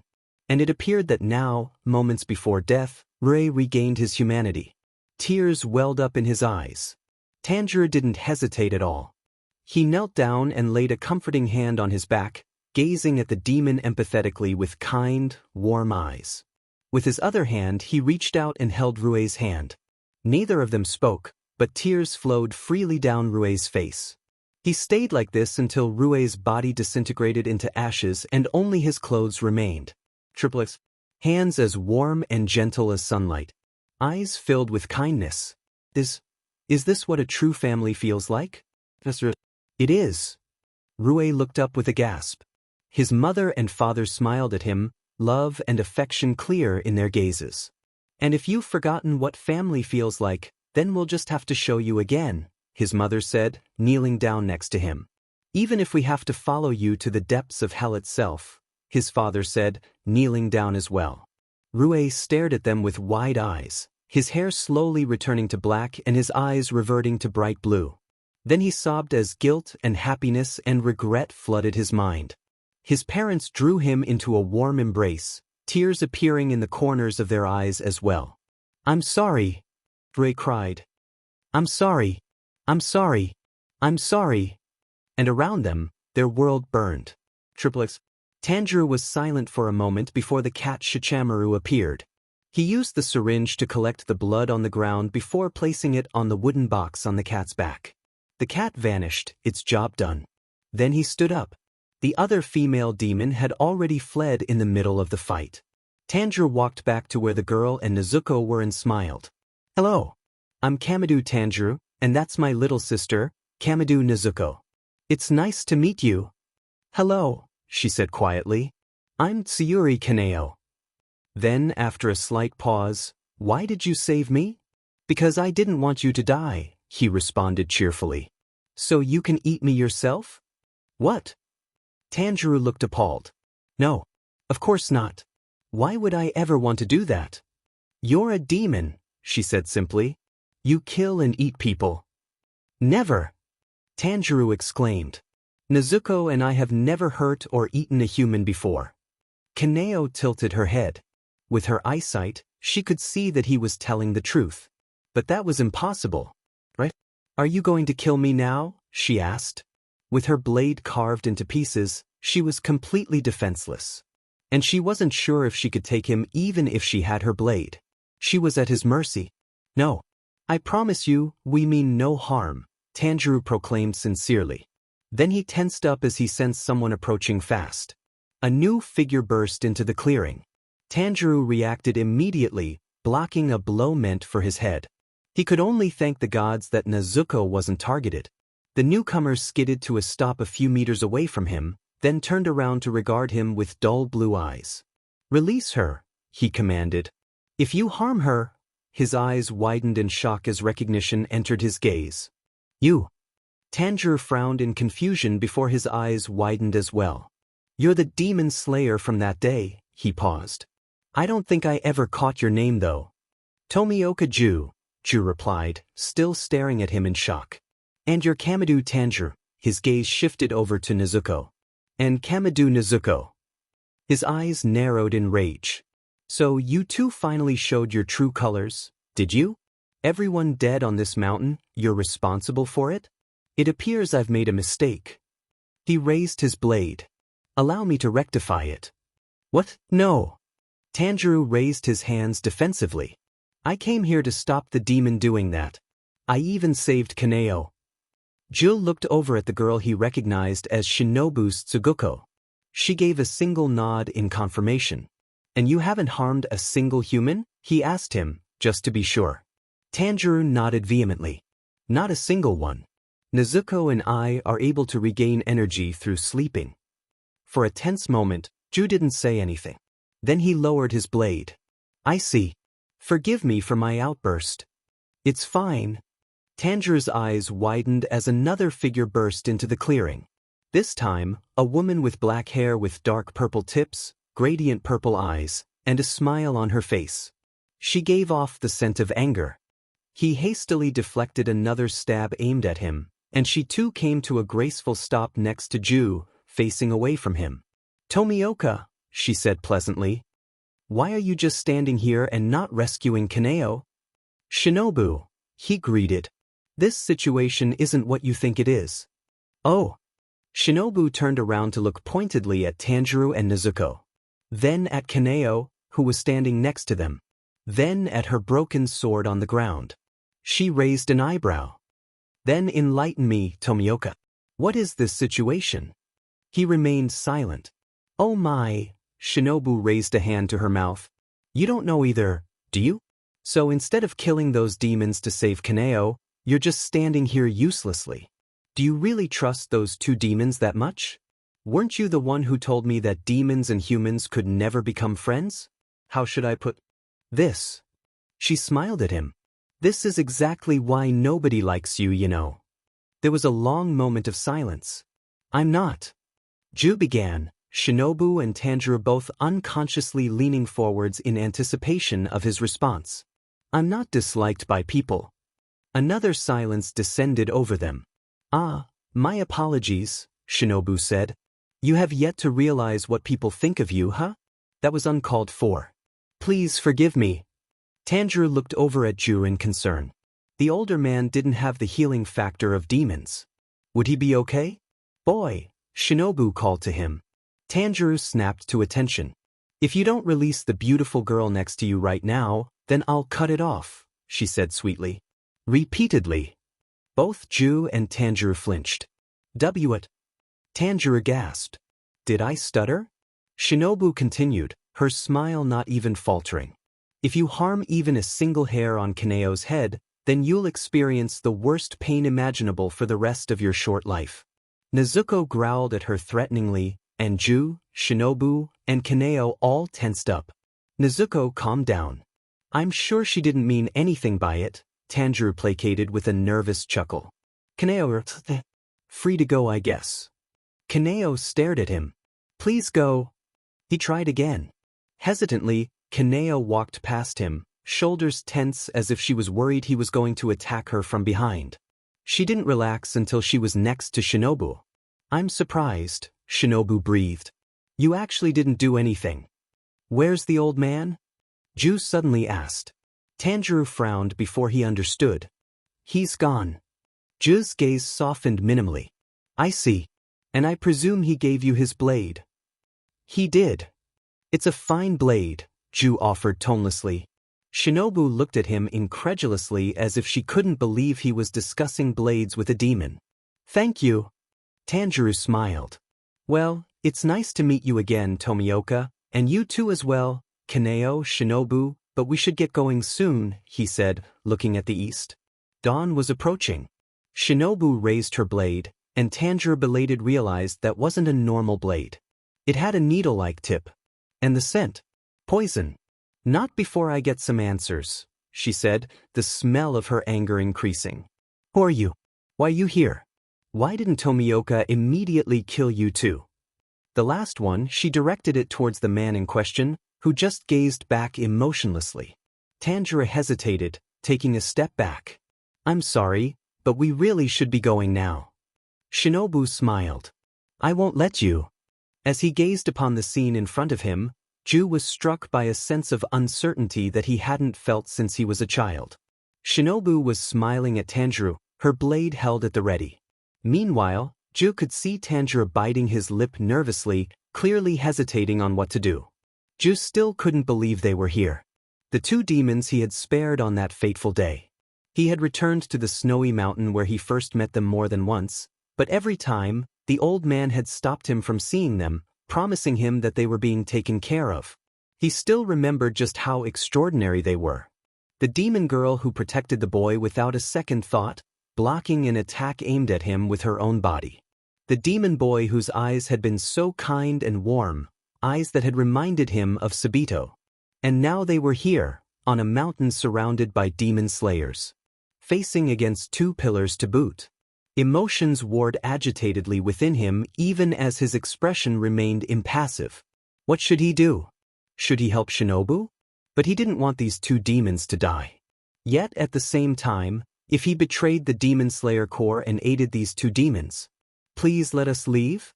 Tanjiro asked, a pleading note entering his voice. Nope. Shinobu replied cheerfully. Ju saw the moment Tanjiro realized that he would have no choice but to fight. He saw the determination appear in the demon's eyes as he steeled himself. And, most importantly, he saw how Tanjiro had shifted his body so that he was standing in front of Nezuko, shielding her from them. A boy who wanted nothing but to protect his sister. At that moment, Tomioka Ju made up his mind. Triplets. Nezuko, Tanjiro said quietly. When I say run, run. I'll hold them back.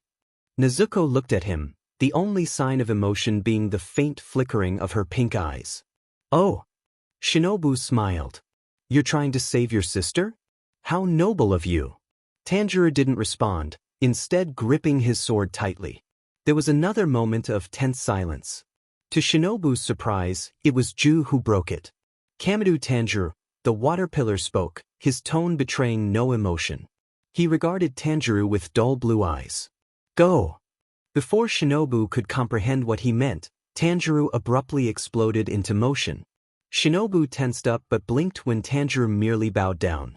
"Please forgive me," he yelled, somehow sounding genuinely apologetic.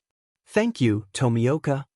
Then Tanjiro promptly sheathed his blade, spun around, crouched down to let Nezuko climb onto his back, then ran away without looking back. Shinobu blinked again, her expression disbelieving. Just for a second though. She regained her composure a moment later, her muscles coiling as she prepared to hunt them down. When Ju grabbed her arm in a vice grip. "The beat." "Tomioka?" Shinobu said sweetly. "Unhand me so I may capture those two, please." "I cannot." "I don't understand. Are you going to let those two demons get away?" Shinobu's smile didn't waver, but something dark appeared in her purple eyes. "Yes," came the short reply. Shinobu hummed. "You do know that you're breaking the Demon Slayer Corp rules, aren't you?" There was a short pause. Then, "I know." "Very well then," Shinobu nodded. Kaneo watched on calmly as the two pillars remained in their positions for a second. Then Shinobu moved, whirling around and moving her palm into Ju's stomach. He grunted as he was forced to let go, and she jumped back to gain some distance.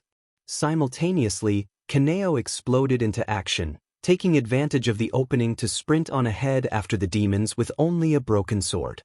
Shinobu's smile finally left her face when Ju drew his sword and entered a stance. "You would raise your blade against me?" she asked, and despite her light-hearted tone, she couldn't quite mask the sudden hurt in her voice. Imperceptible to most people, but not him. A pang of guilt shot through him. However, Ju raised his blade, his message clear. "You shall not pass." "I see." Shinobu smiled at Ju. It was a terrifying smile. "Then I'll just have to go through you." Triplets. Tanjiro ran, pushing his demonic body to its very limit, the forest around him but a blur. On his back, Nezuko shifted around to get into a more comfortable position. Behind him, he could hear the sound of combat. Ju was fighting Shinobu so they could escape. Tanjiro needed to thank him later. For now, however, he had to focus on getting away. Unfortunately, Tanjiro smelled one pursuer chasing after them. It was the girl he had saved, Kaneo. Somehow, she was easily keeping up with his pace. They made it to the base of Mount Natagumo. Thankfully, there was another mountain off in the distance. They could stay the day there. But he glanced up at the moon worriedly. Would he have enough time? Dawn was approaching. Minute. He had no choice. With demon slayers now swarming the mountain, he couldn't double back lest he risk fighting them. There should be enough time until the sun rises. He began sprinting again, praying that he hadn't miscalculated and doomed Nezuko and himself to a fiery death. And Kaneo was still right on their tracks. He needed to lose her. After about 10 minutes of non-stop running, they arrived at the base of the smaller mountain with the moon still thankfully shining safely in the sky. He quickly located a cave for them to stay in for the day. That was about the time when Kaneo finally caught up to them. Tanjiro whirled around as she materialized in the clearing, an empty smile on her face. She had only a broken sword with her. Tanjiro eyed it incredulously. She couldn't possibly be planning on fighting him with that? Apparently, she was planning on doing exactly that because she readied her blade. She didn't say anything though, instead smiling at him. As the silence grew, Tanjiro only grew more and more uncomfortable. I don't want to fight you. Could we?" He was cut off when Kaneo blurred. He hastily drew his blade to block her attack. They exchanged blows, Tanjiro fending off her relentless attacks. Oddly enough, however, her heart didn't seem to be in the strikes. There was no real intensity behind them, as if she was merely going through the motions as a formality. It felt more like a spar than a real fight. Tanjiro's eyes widened as the first rays of dawn streaked across the landscape. The sun was rising. Panic shot through him before he breathed. Breath of the sun, fourth form. Fake rainbow. His footwork pattern changed as he began utilizing high-speed twists and rotations to leave behind afterimages. Kaneo's eyes darted around, trying to track him with her extraordinary eyesight. However, the afterimages oscillated and shifted in and out of focus, throwing her off. For a brief moment, worry flashed through her. What if she was wrong about him? Was she about to die? Then there was a sharp pain in the back of her neck. An effective, but non-lethal strike. Ah, she thought as her vision went dark. So I was right after all. Triplets.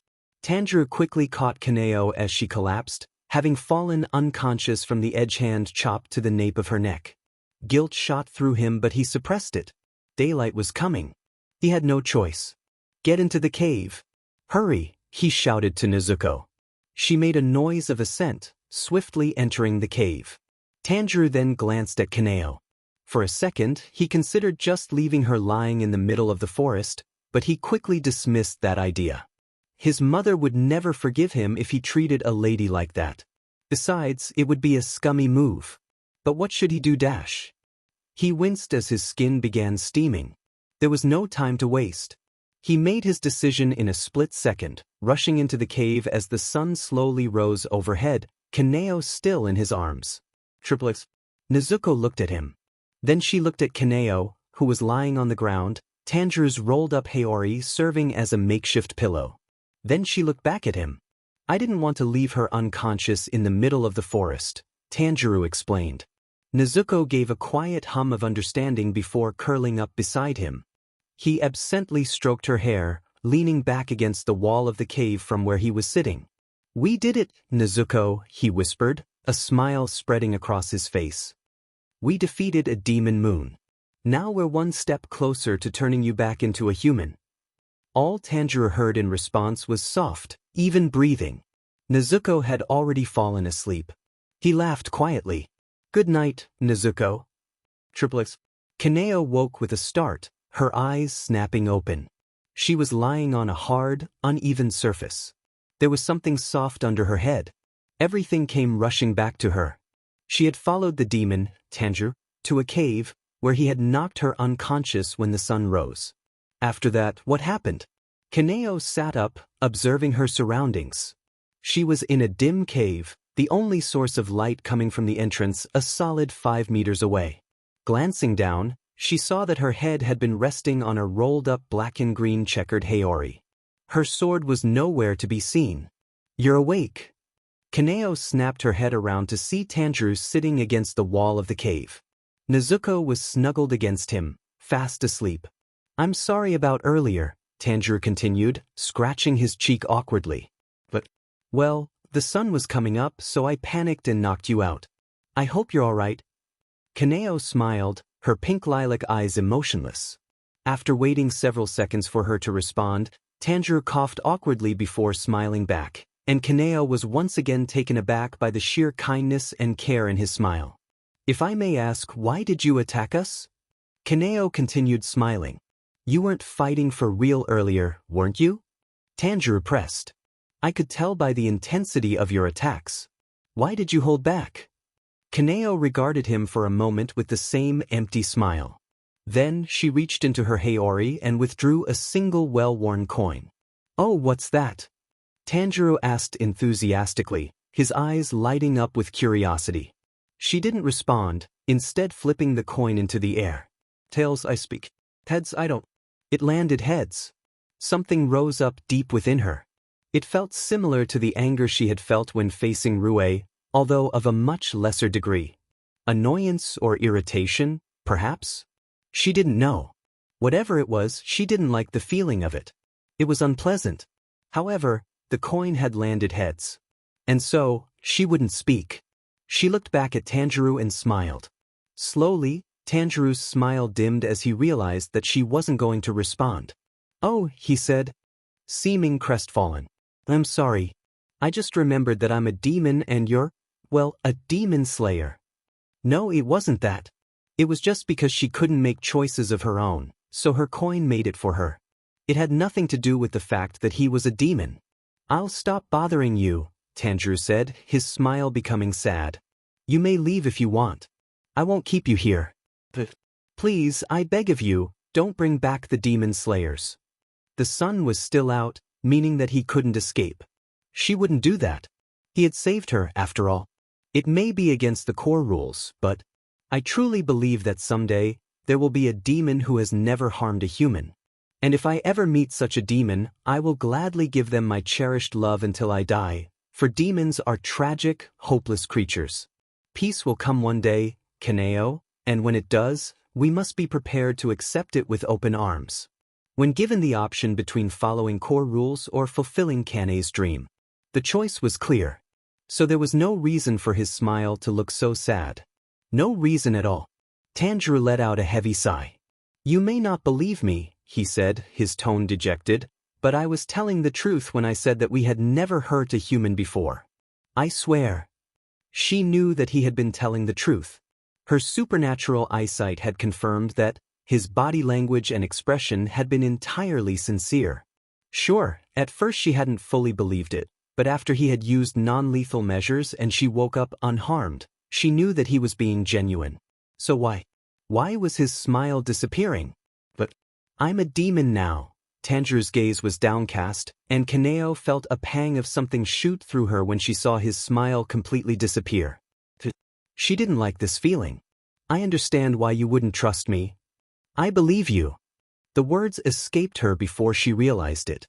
Tanjirou glanced upward sharply, hope suddenly entering his eyes. You do.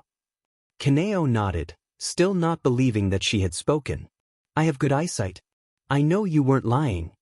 Tanjirou beamed at her, exuding pure relief and happiness, and the unpleasant feeling within Kaneo instantly vanished. I'm glad. Then he tilted his head. Wait, so why did you attack us earlier? Orders. Oh, Tanjirou paused before asking, did you want to attack us? Kaneo was silent. Tanjirou smiled. I see. Thank you. Kaneo didn't respond, but her smile did seem slightly more natural. She stood up. I need to go now, she said softly. Tanjirou nodded. All right, stay safe. It was nice meeting you. Kaneo inclined her head before making her way out of the cave. At the entrance, she paused for a moment, turning back slightly to look at him. Once I catch up to my comrades, the sun will have already set. You'll have more than enough time to escape. Tanjirou's eyes widened before his smile widened. Thank you, he said. Bye, Kaneo. Several foreign emotions flickered across her eyes. Farewell. With that, she exited the cave and began returning home. It wasn't until she was leaping from tree to get back to the butterfly estate when a realization hit her. Kaneo had just disobeyed the coin. But strangely enough, she was perfectly fine with that. True enough, Kaneo kept her word. By the time night fell, not a single demon slayer had come, to Tanjirou's immense relief. Then he felt guilt for doubting her. Even though they had killed Rei, there were still more demon moons to hunt. As such, Tanjirou and Nezuko prepared to start roaming again. Unfortunately, for the next few weeks, luck was not on their side. Aside from a few demons that Tanjirou dispatched with ease, they didn't meet any of the demon moons whatsoever. Then, 3 weeks after the events on Mount Natagumo, they finally found someone. They didn't meet a demon moon. Instead, they met Kibutsuji Musen himself. Needless to say, things did not go well. It had all started with a smell. They had just arrived at a city and were asking the local populace if there was anything suspicious happening recently, any missing persons, and so on, when a familiar scent entered Tanjirou's nose.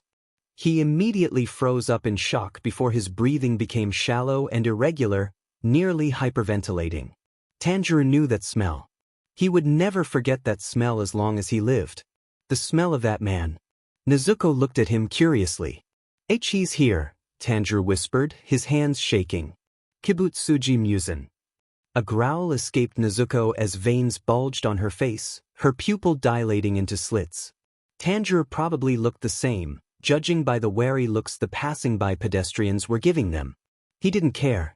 They broke into a sprint, Tanjirou tracking the scent. Adrenaline pumped through his body and his heart was hammering so hard it felt like it would break out of his chest. After several turns and corners, the two siblings found themselves in a dark, secluded alleyway. Standing in it was a man with unnaturally pale skin. He wore an embroidered black tuxedo and had on a white fedora with a red ribbon. And that face. The cruel red eyes that had haunted many of Tanjirou's nightmares. There was no doubt about it. This was Kibutsuji Muzan.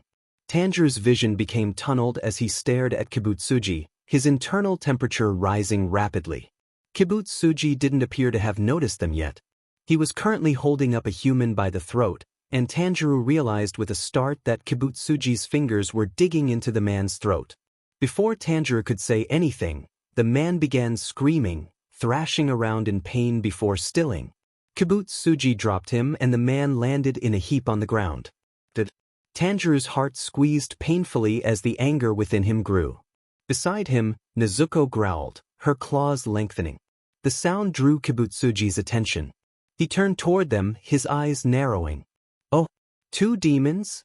he spoke, a hint of confusion creeping into his deep voice. "Why didn't I sense you?" "Kibutsuji Muzan," Tanjirou growled. Kibutsuji's eyes flashed when Tanjirou said his name. "You dare?" He seethed before freezing when he caught sight of Tanjirou's Hanafuda earrings. Recognition entered his gaze. "You're that kid." His gaze shifted over to Nezuko. "You too were his descendants." Tanjirou breathed, the heat that had been building up within him detonating. The scar on Tanjirou's head darkened, the demon slayer mark. Tanjirou had awakened it after a particularly brutal training session with Yorichi.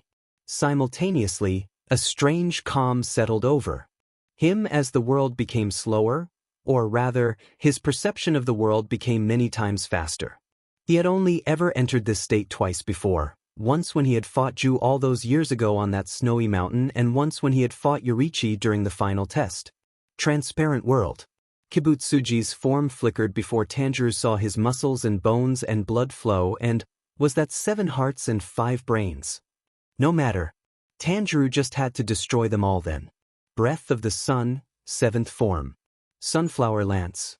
Flames erupted along the edge of his sword as he blurred forward, crossing the distance in a blink of the eye.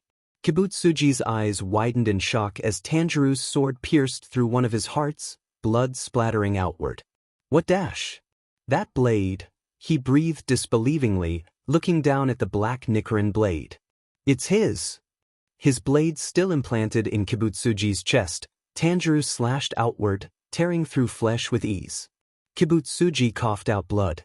Continuing the slash, he rotated in place, spinning around and redirecting the momentum of his blade to cut into Kibutsuji's neck. Flesh burst out of Kibutsuji's side, a massive appendage twice the size of Tanjirou's body that blocked his strike. At the same time, barbed whips exploded out Kibutsuji's midsection, Istargenji towards Tanjirou. Breath of the sun, 2nd form. Clear blue sky. Tanjirou spun vertically, slicing in a circular arc perpendicular to the ground that severed all the whips. He landed in a low crouch before spiraling into the air. Breath of the sun, 10th form. Beneficent radiance. Flames whirled around them in a raging inferno as Tanjirou unleashed a powerful slash that was blocked by even more flesh that surged outward. Suddenly, Tanjirou saw with his transparent world that Kibutsuji's torso and upper body morphed into a gigantic beastly mouth.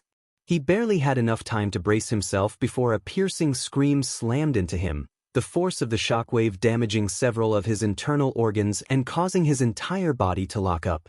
Tanjirou coughed out blood as he struggled to regain his bearings. Fortunately, instead of taking advantage of the opening, Kibutsuji turned around and fled with astounding speed, disappearing into the darkness. Was he running away? "Come back, you coward!" Tanjirou screamed. Kibutsuji cast a murderous glance over his shoulder before snapping his fingers. 2 demons materialized in front of Tanjirou, a girl holding Temari ball and a man with closed eyes. They blocked Tanjirou's path. The girl smirked and began to say something. Breath of the sun, 5th form. Fire chariot. Tanjirou didn't even spare them a glance, leaping into the air and cutting them all down in a single burning strike. Their heads dropped to the ground and their bodies began disintegrating as Tanjirou rushed past them, chasing after Kibutsuji.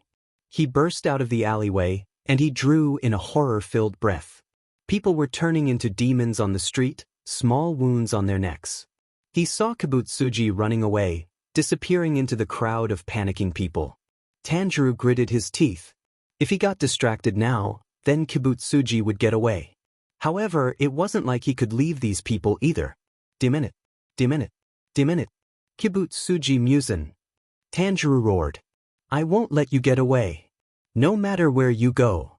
Demons fell to the ground as Tanjirou dashed around the street, a veritable inferno of flames surrounding him. You won't ever get away from me.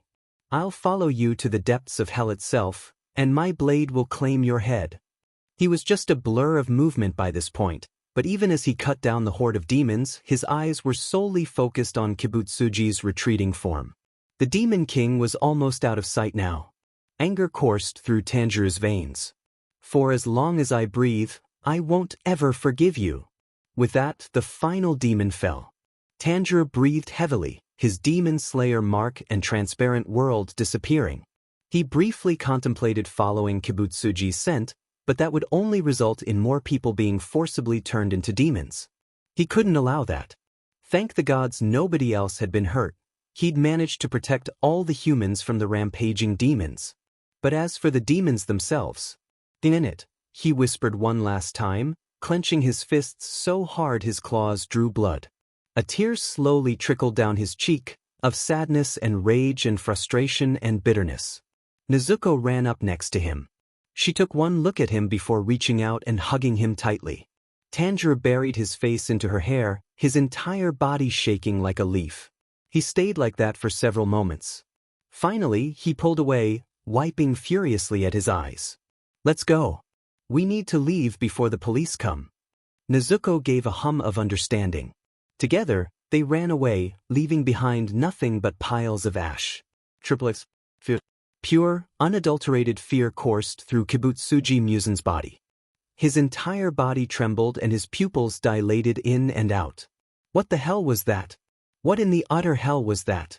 Even though he was a demon, the boy was able to resist Kibutsuji's control and even break free of his curse. And more importantly, just like that man, the boy knew the breath of the sun. Just like that man, he had a mark on his forehead. Just like that man, he had no battle presence whatsoever. And those Hanafuda earrings and that black Nichiren blade, those were the exact same. The memory of Yorichi Tsujikuni looming over him flashed through his mind, sending a fresh wave of primal terror cascading throughout his body. Kibutsuji took several deep breaths. Slowly, he calmed down, rational thought returning. The boy was weak. Compared to that man, it wasn't even a contest. Kibutsuji could have easily defeated him if the irrational fear hadn't consumed his mind. The boy wasn't a threat to him. Not at all. However, that boy still irritated the living hell out of him. He made his next decision instantly without a hint of hesitation. For the first time in centuries, Kibutsuji Musen summoned the 6 upper demon moons. Triplets. He hadn't been strong enough. Fundamentally, he knew that it made sense. Kibutsuji was literally centuries old with far more battle experience than him. He had evaded the Demon Slayer Corps since it had been founded and had slaughtered countless skilled demon slayers. He wasn't the Demon King for nothing. And yet, it still hurt. Knowing that he was too weak, knowing that he wasn't able to avenge his family, knowing that the only reason he hadn't died was because Kibutsuji was apparently a coward. Tanjirou took a deep, calming breath, counted to 10, then released it. Well, there was no point in wallowing in self-pity. He needed to work hard, harder than he had ever worked before. If the gap between him and Kibutsuji was immeasurably wide, then he would just have to close it. Drawing his blade, he prepared to train once more. A sound drew his attention. He turned around to see Nezuko there.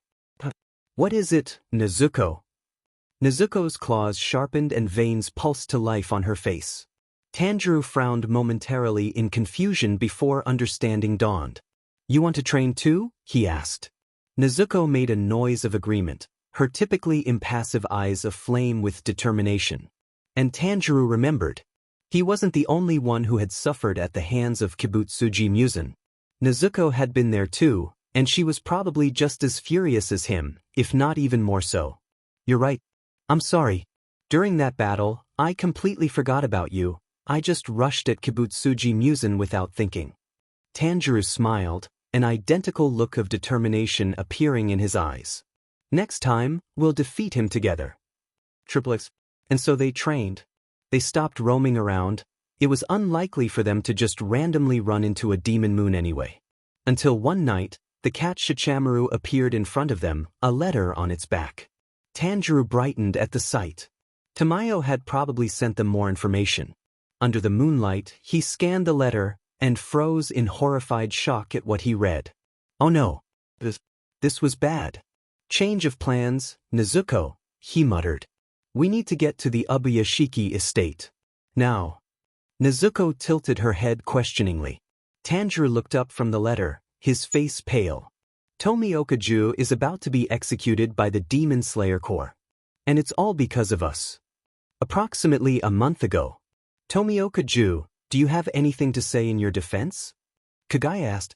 For once, his serene smile wasn't on his face. Instead, he was frowning, imploring Ju with sightless eyes to say something, anything. Ju remained silent as he knelt before him. Nothing to say? Shinazugawa Sanemi, the wind pillar, snarled. You filthy demon-loving traitor. I say we make an example out of him. Behead him in front of the Demon Slayer Corps. Oh ho! A public execution. Yuzui Tenjin, the sound pillar, perked up. That sounds grandiose indeed. In that case, I'll be glad to be the one to decapitate him with grandeur. I will show you the most beautiful blood splashes the world has ever seen. I'm talking max grandeur here. Whoever is the one to do it, they must give it their all. Rengoku Kyojuru, the flame pillar, proclaimed determinedly. Make sure it is a death that will be remembered. Kenroji Mitsuri, the love pillar, spoke up hesitantly. We don't have to kill Tomioka, right? Can't we just punish him a little? Iguro Abanai, the serpent pillar, appeared to be conflicted between agreeing with her and arguing against her. Thankfully, Senemi spoke up for him. Of course we have to kill this BSRD, he shouted. Not only did he let two demons live, but he also attacked a fellow pillar. He gestured at Shinobu, who had bandages wrapped around her left arm. There has never been a more blatant violation of the code before in all of history. Shinobu's face was uncharacteristically blank as she answered. It was just a scratch, she said. I made sure his injuries were a lot worse than mine. Indeed, Ju had bandages wrapped around his torso, shoulder, and right leg. He had been holding back in the fight. His only purpose had been to stall.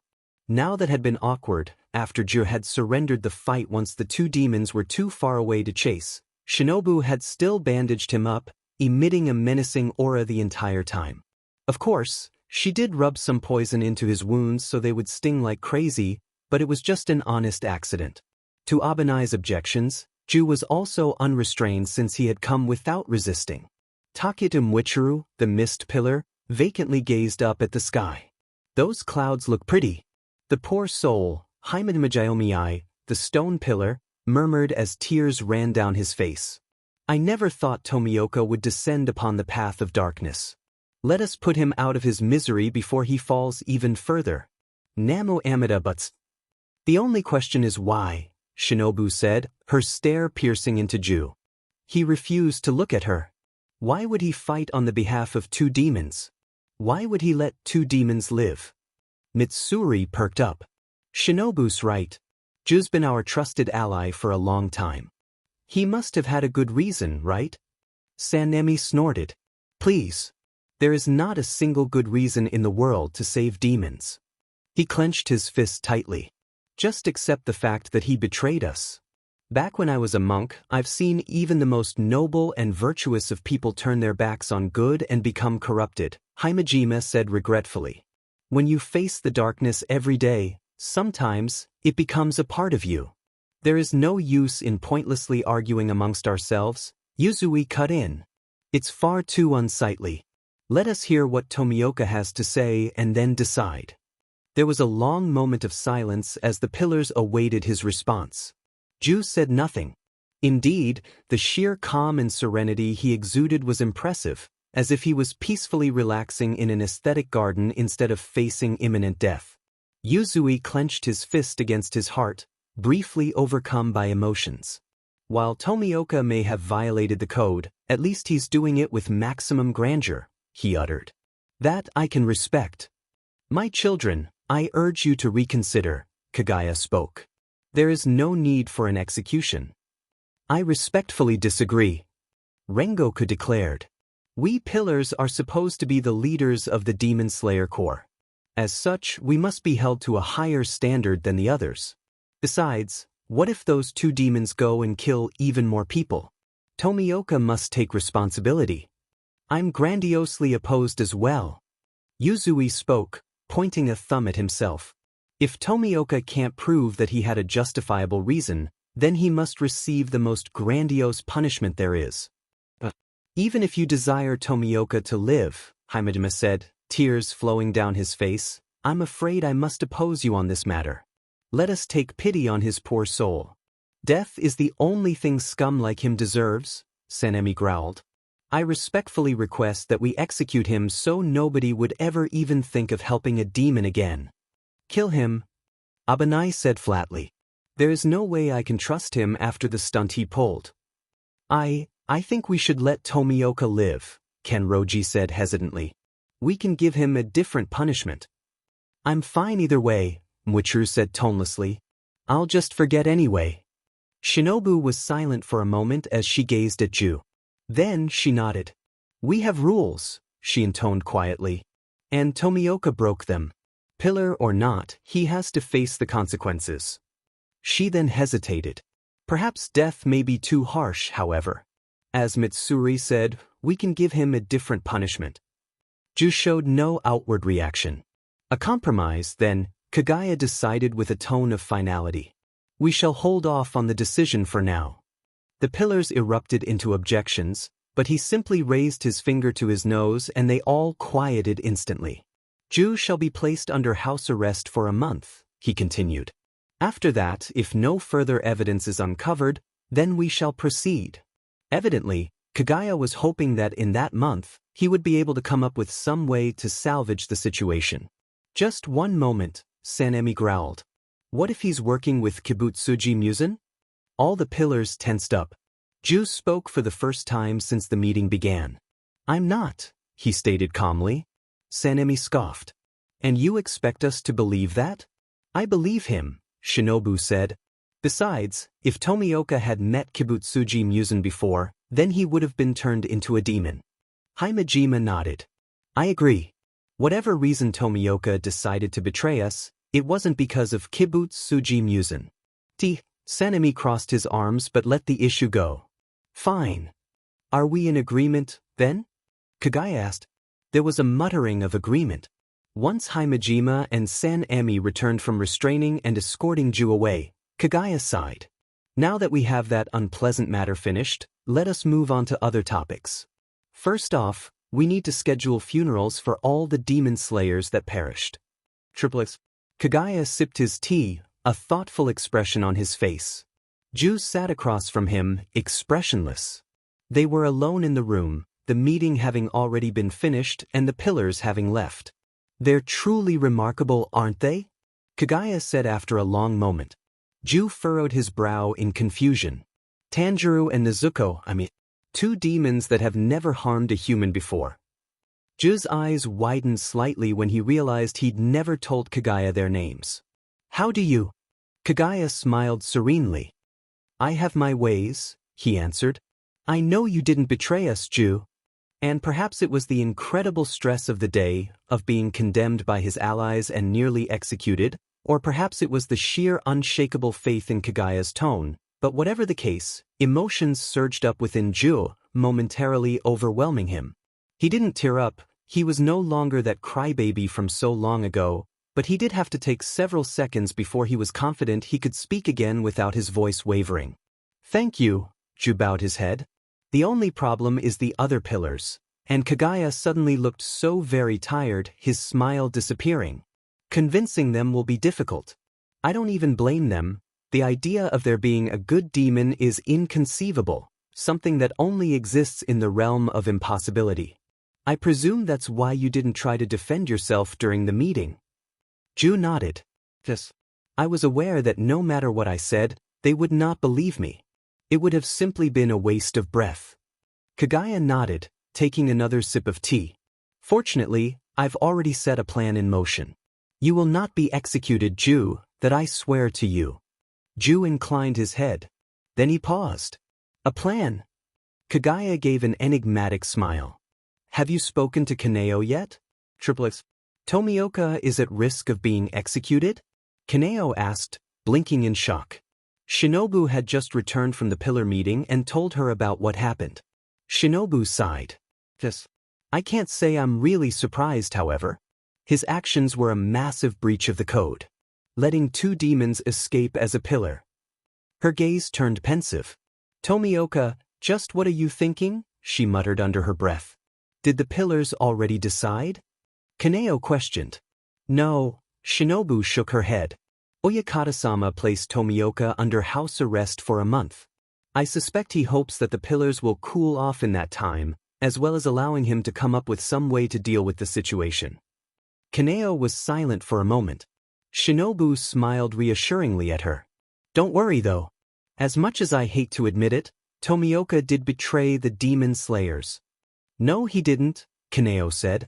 Shinobu frowned. What do you mean?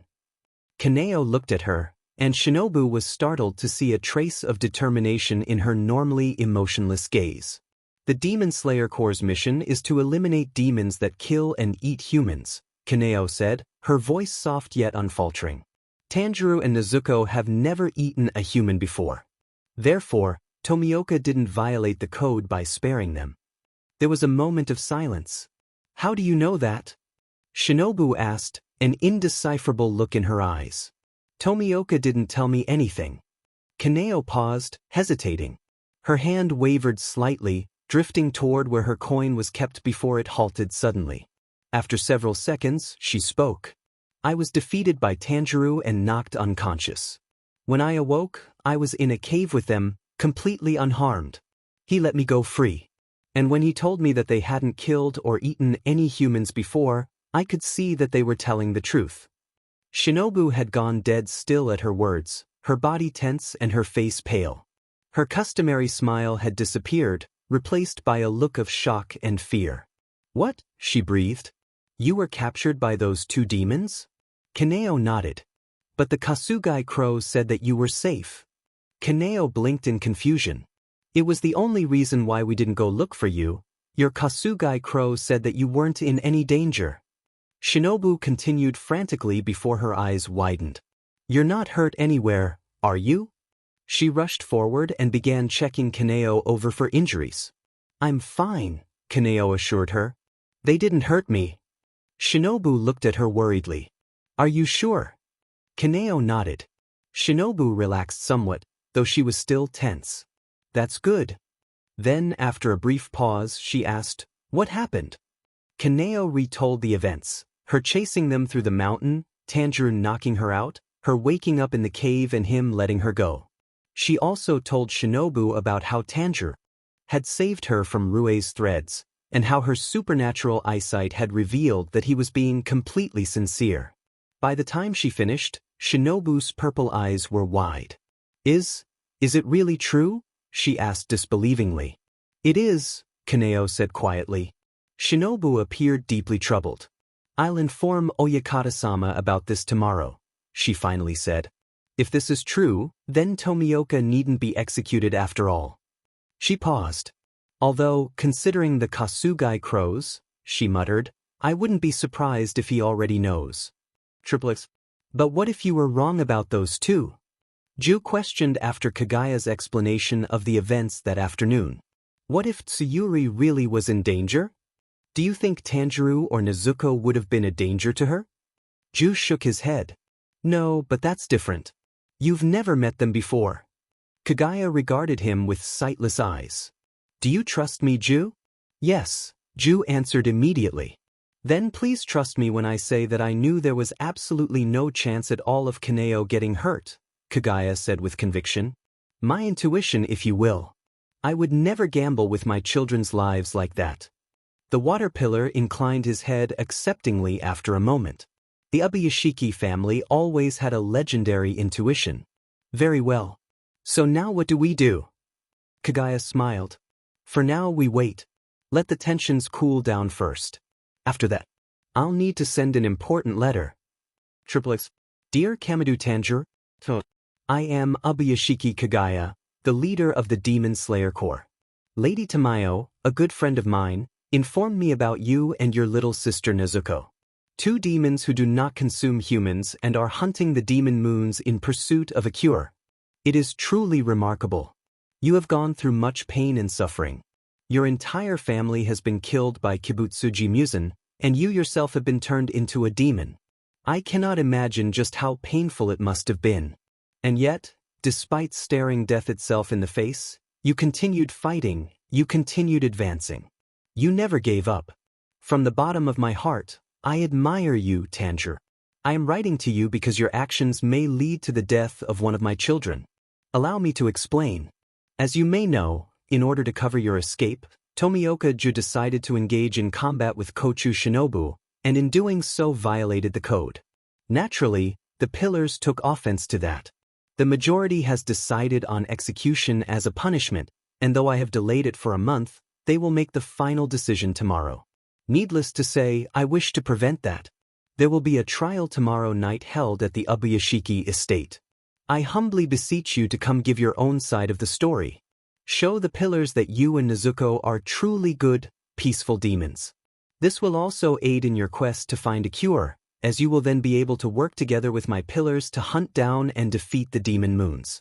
I understand you may be wary of journeying to the Demon Slayer Corps headquarters, but I give you my word that no harm will come to either you or your sister. I promise that you both will be safe. I have attached directions to the Ubuyashiki estate.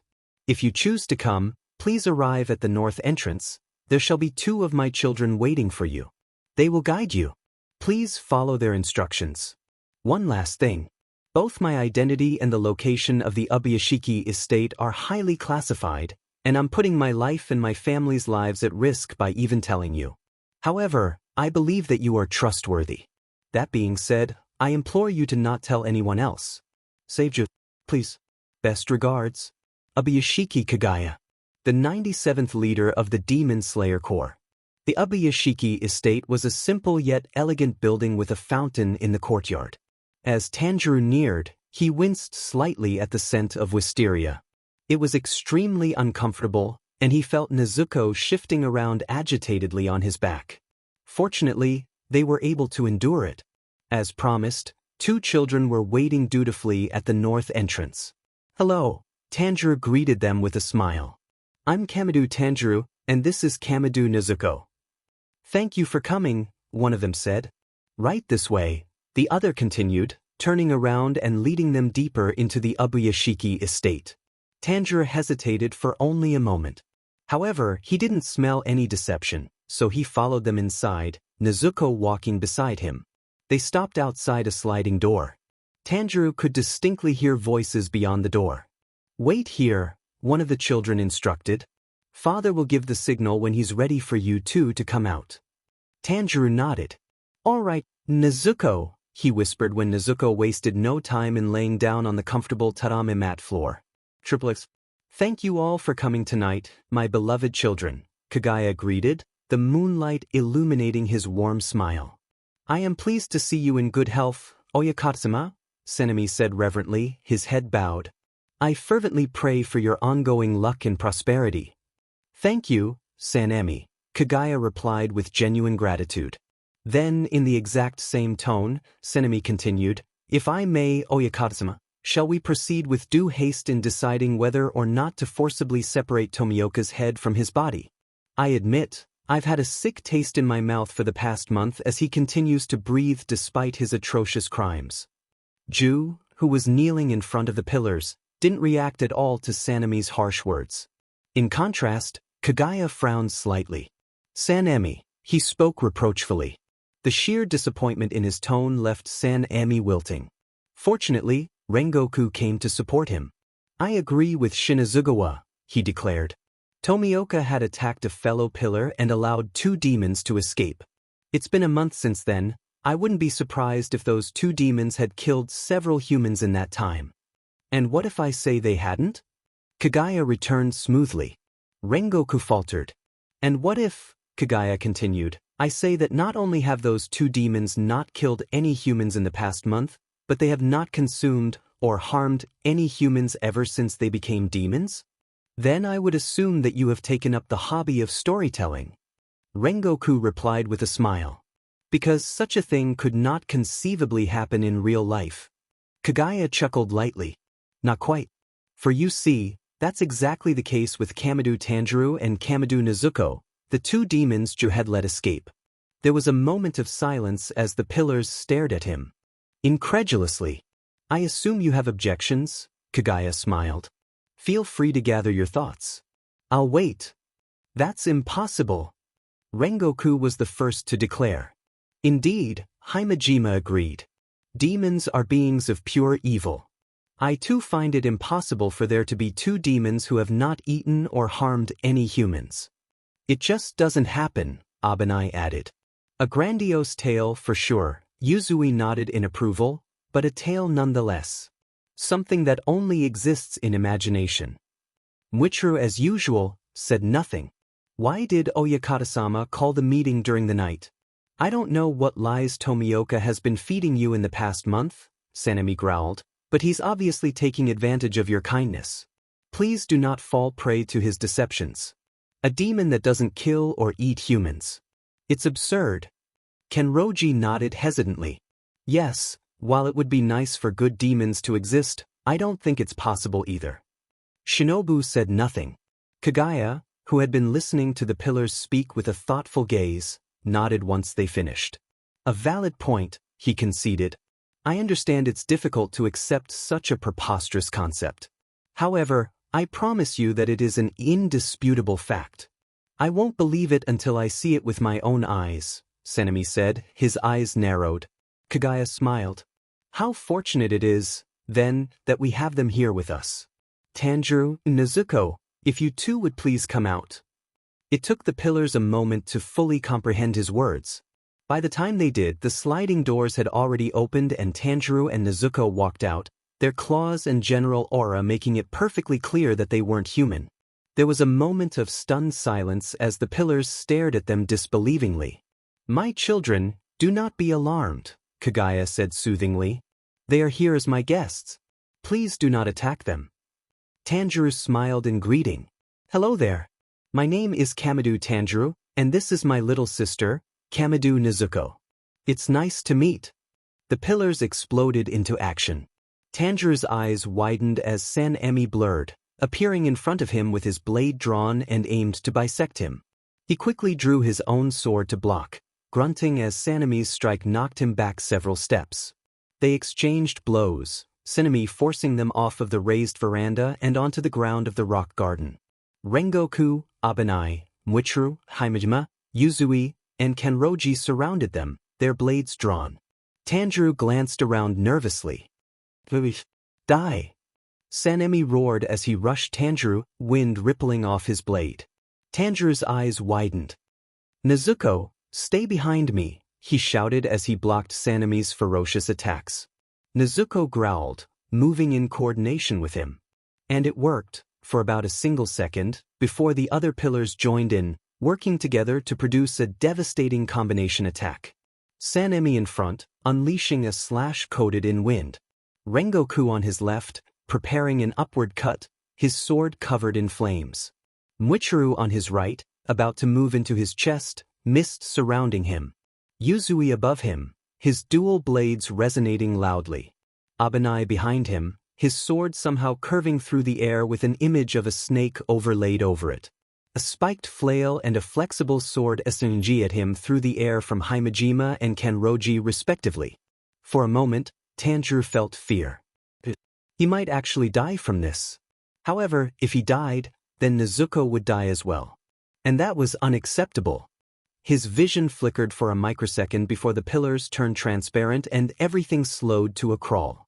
The rising heat within him reached a climax as the mark on his forehead burned. He analyzed the attack, trying to come up with a plan of action. There was no such thing as a perfect attack. There had to be a way out of this.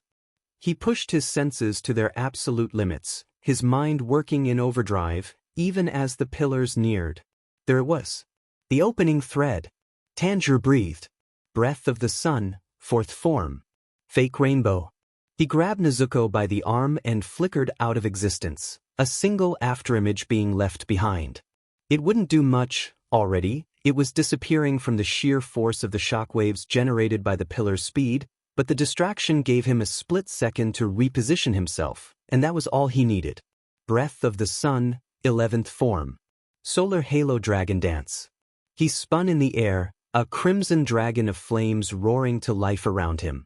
He deflected Sanemi's slash first before knocking aside Yuzui's blades with an explosive sound and continuing his strike behind him, forcing Abanai to dodge back, before rotating to his left, his sword arcing diagonally and blocking Rengoku's sword, Kenroji's sword, and Himejima's flail in one strike. In a single continuous motion, Tanjirou had countered the combination attack of 7 pillars. They recovered instantly, however, and dashed toward him. Breath of the sun, fourth form. Fake rainbow. Sanemi slashed apart the afterimages with frustrated yells while Himejima was already turning to where Tanjirou had reappeared. "Allow me," the giant man's voice reverberated across the garden. Total concentration. Stone breathing. Fifth form. Arcs of justice. He swung his massive spiked flail and axe in the air before letting loose a powerful barrage of attacks that pulverized the entire surrounding area. Rocks were pulverized and huge craters appeared in the ground. Tanjirou stared at one of the craters in disbelief before flipping into the air to dodge Kenroji's flexible sword. Just how strong was this man?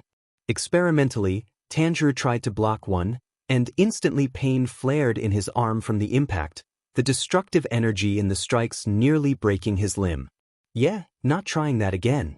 As he dodged the flail and axe, utilizing a derivation of fake rainbow to use advanced footwork to keep his movements unpredictable, his eyes widened as Muichiro suddenly appeared next to him, seemingly out of nowhere. Total concentration. Mist breathing. Fifth form. Sea of clouds and haze. The mist pillar's sword blurred as he unleashed a flurry of slashes. Breath of the sun, third form. Scorching crimson mirror. Tanjirou sliced twice horizontally, the transparent world allowing him to strike Muichiro's sword at the perfect angle to deflect it upward and giving him an opening. Or at least, it would have been an opening if mist hadn't suddenly clouded the battlefield and Rengoku blurred in front of Muichiro encased in the fiery form of a tiger. Total concentration. Flame breathing. Fifth form. Flame. Tiger. Rengoku charged at Tanjirou with blinding speed, the ground cracking underneath his every step, swinging his sword multiple times in a single second. Tanjirou leaped backward before planting his heel into the ground to meet Rengoku's charge head-on, blocking all the strikes before Yuzui crashed into the ground next to him and he was forced to spin to the side as the ground cracked even further and a sound like thunder was released, the directed shockwave slamming into him. "My children," Kagaya began, a note of agitation in his voice, but was cut off by the ear-splitting screech of wind and the hissing of snakes. Tanjirou's eyes widened as he realized his fatal flaw. In dodging Rengoku's charge, he had left Nezuko alone and wide open. Sanemi had a bloodthirsty grin on his face as he rushed Nezuko, Abanai dashing toward her from behind, trapping her in a pincer. Total concentration. Wind breathing. Second form. Claws, purifying wind. Total concentration. Serpent breathing. Second form. Venom fangs of the narrow head. Sanemi leaped into the air, prepared to slash downward while Abanai disappeared in a burst of speed, appearing behind her to cut off her head. Tanjirou breathed, his lungs straining as he blurred toward Nezuko to protect her, when Himejima's heavy axe and a horizontal slice from Muichiro cut him off, and he had no choice but to dodge to the side. He watched helplessly as Sanemi and Abanai's blades neared Nezuko's neck, moving too fast for him to block in time. Despair appeared in his eyes as an anguished sound tore through his throat. Total concentration. Water breathing. 11th form. When Ju materialized in front of her standing completely relaxed, a calm expression on his face, his sword pointed downward. Sanemi and Abanai's blades were knocked aside by an invisible force, as if there was an unseen barrier surrounding Ju and Nezuko. The other pillars seemed to grow even more enraged at his actions. Again! Abanai hissed. You would turn your blade against your fellow pillars again?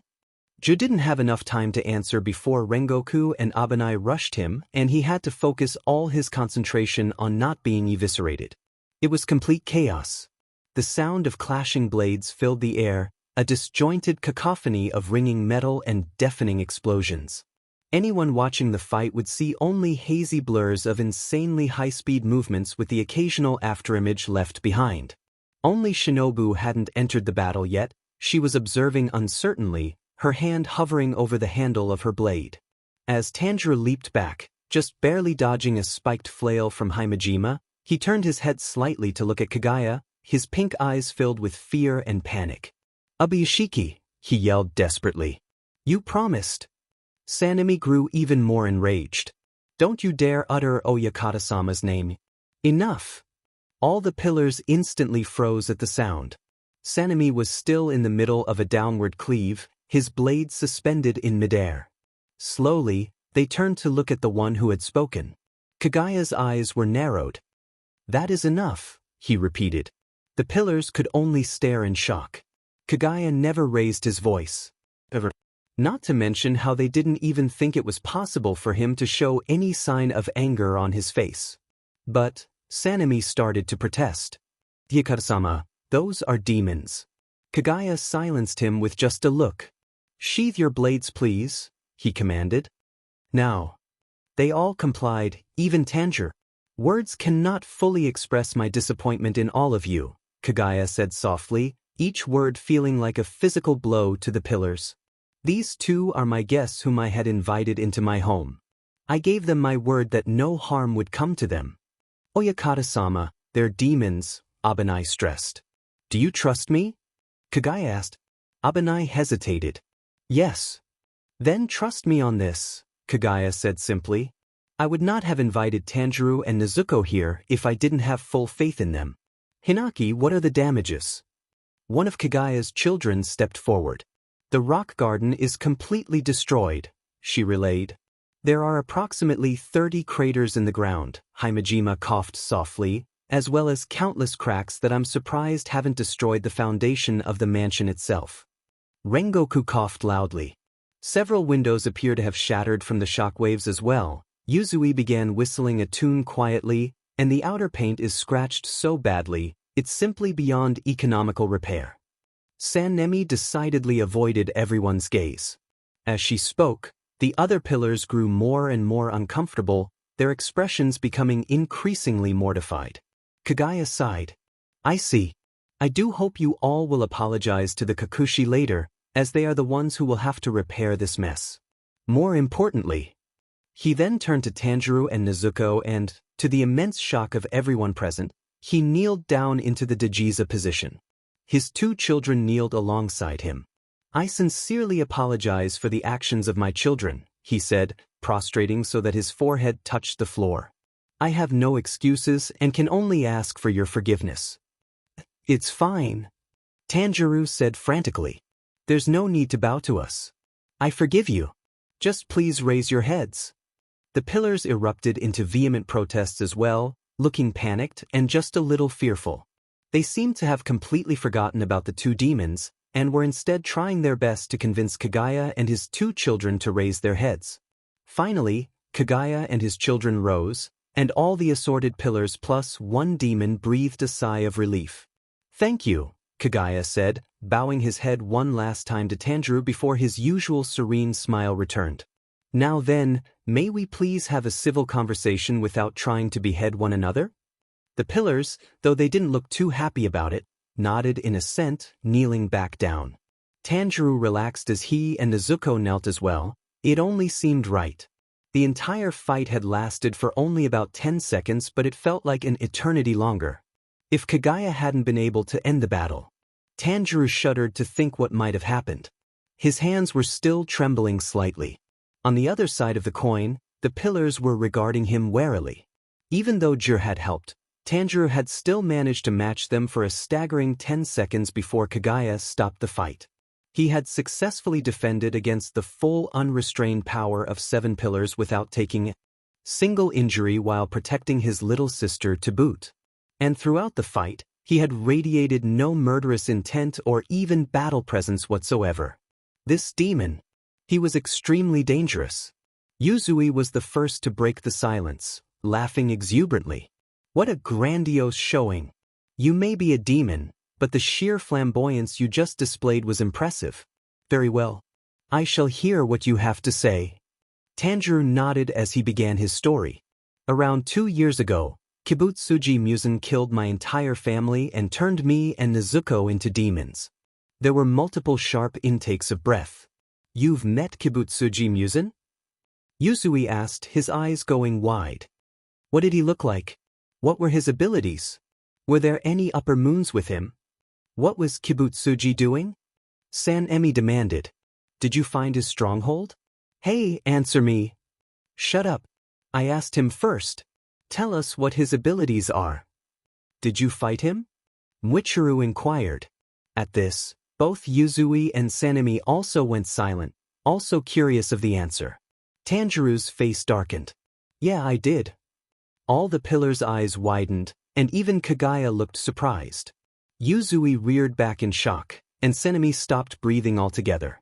It was just about a week ago, Tanjirou said, a pained expression passing over his face.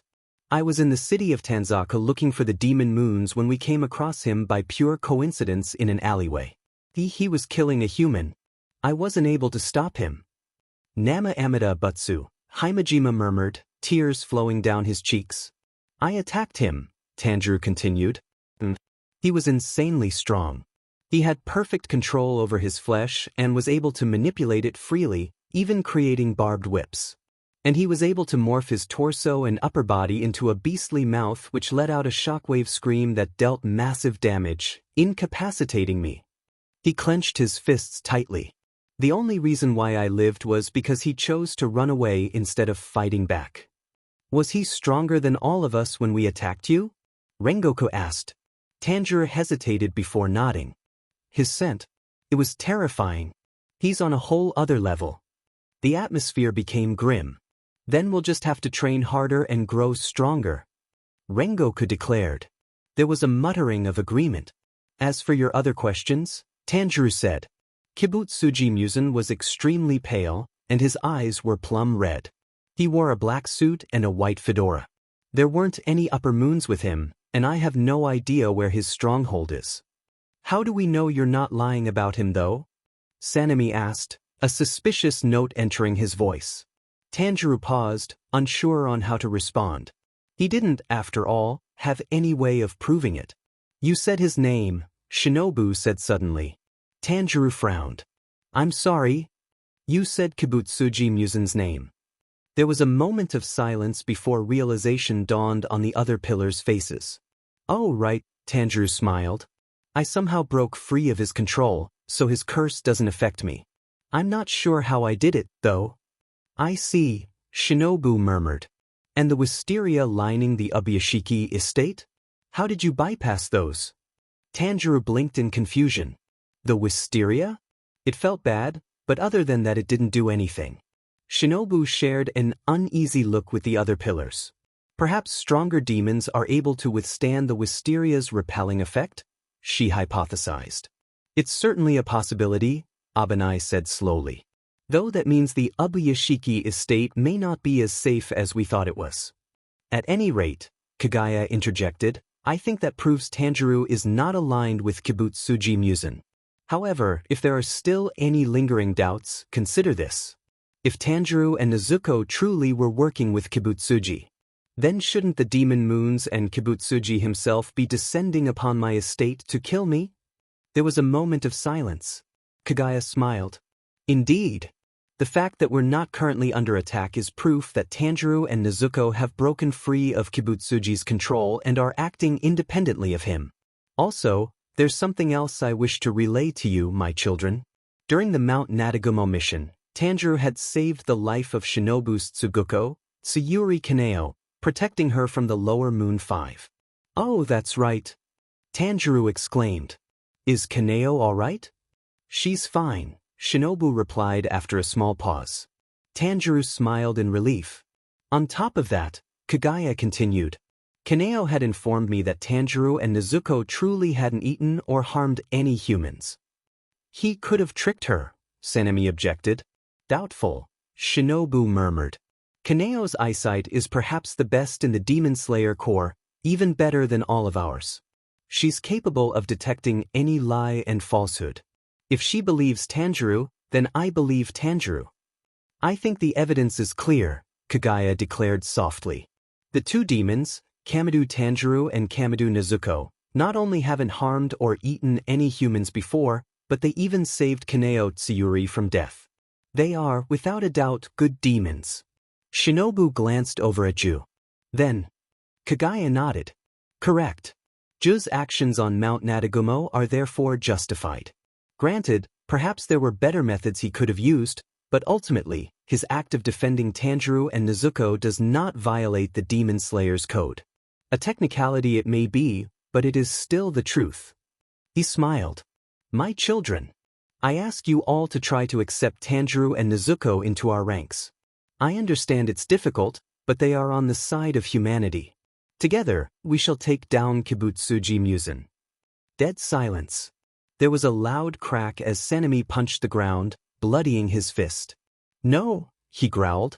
I can accept Tomioka not being executed. It's obvious he thought he was justified. However, there is not a chance in hell I'll ever accept these two demons. They're tricking you, Oyakata-sama, just like how they tricked Tomioka and Shinobu's Tsuguko. They're putting on a facade to get us to lower our guards, and when we least suspect it, they'll strike. We would never. Tanjirou was cut off when Sanemi drew his blade once more. Oyakata-sama, I'll prove it to you myself. The Wind Pillar shouted. The sheer wickedness of demons. Without any hesitation, he sliced his forearm open. Blood immediately began dripping out of the wound. Come, Sanemi gave a bloodthirsty smile. Show us your true colors and let us obliterate you right here. Tanjirou would have responded if it weren't for a delicious smell filling the air and the sudden drool filling his mouth. Beside him, Nezuko was in a similar state, letting out low growls. She took an unconscious step forward, her gaze focused on the open wound. Sanemi's homicidal grin grew even wider. It smells so good. Tanjirou's mouth watered as he too lurched forward. This sweet scent with a tinge of saltiness. It's so familiar. What was it? To us. Rice crackers, he remembered. One of his favorite comfort foods that his mother would always make every week. A smile slowly spread across Tanjirou's face as his mouth watered even more. Mother's cooking truly was the best. Mother. The memory of him about to eat his mother's unmoving body flashed across his mind. Bile rose up in his throat as he turned to the side and retched violently. He likely would have vomited if it weren't for the fact that he hadn't eaten anything in about 2 years now. Even as he dry-heaved, Tanjirou's eyes widened in horror as his mind returned to him. He had almost lost control again. Disgust and self-loathing welled up within him, but he quickly forced it down. Nezuko still hadn't returned to normal yet. Nezuko, he gasped between coughs. Don't give in. Nezuko stopped abruptly, beads of sweat on her forehead. There was a long, tense moment. Then, with an audible grunt, she turned her head away, shutting her eyes tightly. Sanemi's smile disappeared, replaced by a heavy frown. What just happened? Kagaya inquired. The demon girl turned away in disgust, one of his children reported, while the demon boy nearly threw up. Kagaya smiled. I see. So, with that it's proven that Tanjirou and Nezuko won't harm any humans, right? Nobody said anything. Of course, I'm sure that even after all's said and done, there will be some who still can't accept Tanjirou and Nezuko. Am I correct in assuming that? There was some slight hesitation before several pillars nodded their heads. I apologize, Oyakata-sama, Rengoku stated, But the idea of a good demon is still incomprehensible to me. I'll need to see it with my own eyes to believe it. Indeed, Himejima nodded. It is difficult for me to believe. I'll never trust those two demons, Abanai said venomously. Not now, not ever. I'm sure I've made my feelings very clear, Sanemi said. Kagaya hummed. Perfectly understandable. It would, after all, be as if I suddenly told you one morning that the sky wasn't blue, or that pigs could fly. But then we arrive at a conundrum. I admit, I don't know how else to prove to you that these two are on the side of humanity. He paused before turning to Tanjirou. Unless Tanjirou has any ideas? Tanjirou understood Kagaya's intentions immediately. I do, he responded. I need to hunt down the demon moons. We can work together to take them down, he suggested. Why are you hunting down the demon moons? Shinobu asked curiously. Tanjirou beamed at her. So I can turn Nezuko back into a human, of course. I need to acquire the blood of demon moons for a cure to be made. Shinobu blinked. An admirable goal, Kagaya inclined his head. What do you say then, my children? It would be greatly beneficial for us to combine our forces against Kibutsuji Musen. I think it's a brilliant idea. Rengoku said wholeheartedly. It would be a fine way for Tanjirou and Nezuko to prove themselves as good demons. Actions speak louder than words, after all. And if they do turn out to be evil, then we can focus on eliminating them, Abanai said, his mismatched gaze piercing into Tanjirou. I approve as well. The other pillars also expressed their agreements, some, Sanemi, more reluctant than others, with only Muichiro staying silent as he absently tried to remember where the constellations in the night sky were. I'm glad we've come to an accord, Kagaya said with genuine joy in his voice. It just so happens that I have a mission available. There have been reports of people disappearing on the Infinity Train in a nearby town. I've already sent several lower-ranked demon slayers to investigate, but none have returned. There may be a demon moon there. I'll go. Rengoku volunteered immediately, his hand shooting into the air. Very well, Kagaya nodded. Anyone else? I'll also go, Shinobu said sweetly. I wish to find out exactly what it was that made Tomioka turn his blade against me. Tanjirou swallowed nervously at the unusual glint in her purple eyes. Excellent, Kagaya smiled. 2 pillars should be more than enough. It's been decided then. Tanjirou and Nezuko shall accompany Kyojuru and Shinobu to investigate the Infinity Train. Since you cannot venture out during the day, you will set out tomorrow night. I'll have special boxes manufactured just in case something unexpected occurs so that you too will be shielded from the sun. Tanjirou brightened at the kind offer. Thank you. For the time being, you two may stay in the Ubuyashiki estate with me. Absolutely not, Oyakata-sama. Sanemi instantly put his foot down. That's way too dangerous. I can take them into the water estate. Ju spoke up for the first time since the meeting began. That works as well, Kagaya said. Thank you, Ju. Ju inclined his head. My pleasure. With that, I believe we have discussed everything we needed to. Kagaya gave one last warm smile. Have a pleasant night, my children. Triplets. Thank you very much for everything. Ju stared at Tanjirou, who was bowing deeply. You're welcome, he said tonelessly. I'm so sorry you almost got executed because of us. It's quite all right. If there's anything I can do to repay you, please let me know. There isn't. A pause, then, you can raise your head now. Tanjirou finally straightened from his bow. They were in the water estate, a compound several times smaller than the Ubuyashiki estate. Nezuko was currently asleep in a different room. When Ju had shown them to their room, Nezuko had collapsed onto the soft futon, let out a contented sigh, and immediately passed out. Tanjirou had realized with a start and some shame that it was the first time in months Nezuko had slept on a futon. He resolved to do something nice for her later. Ju and Tanjirou were in the living room, kneeling across from each other. Tanjirou took this opportunity to ask Ju a burning question he had been wondering about for quite some time now. Why did you defend us? Ju blinked before going silent for a long moment. Why indeed, he finally muttered. I suppose it's because I saw something special in you too. Tanjirou tilted his head. Something special? There have never been demons like you. Two before, Ju elaborated. Nothing has changed in the war against Kibutsuji Musen for a millennium. To shift the tide, we need to try something new. He paused before saying in a voice so quiet Tanjirou almost didn't hear, also, you reminded me of him. The door slammed open and an old man in a blue haori wearing a red Tengu mask stepped into the room. Ju, what happened? I was fully pardoned and will not be punished, Ju answered impassively. Then the current water pillar's eyes widened and his entire body stiffened up when the old man crossed the distance between them in the blink of an eye and embraced him tightly. Thank the gods, the old man said, the scent of overwhelming relief and joy flowing off of him. You're safe. Master, Ju said, looking distinctly uncomfortable. Finally, the old man pulled back before turning to Tanjirou. And this is the demon, I presume? Yes, Ju nodded before adding. Please don't attack him. Tanjirou smiled brightly. Hello. I'm Kamadu Tanjirou. It's nice to meet you. I'm just Master, Urokadaki Sakanji, Urokadaki said after a moment's hesitation.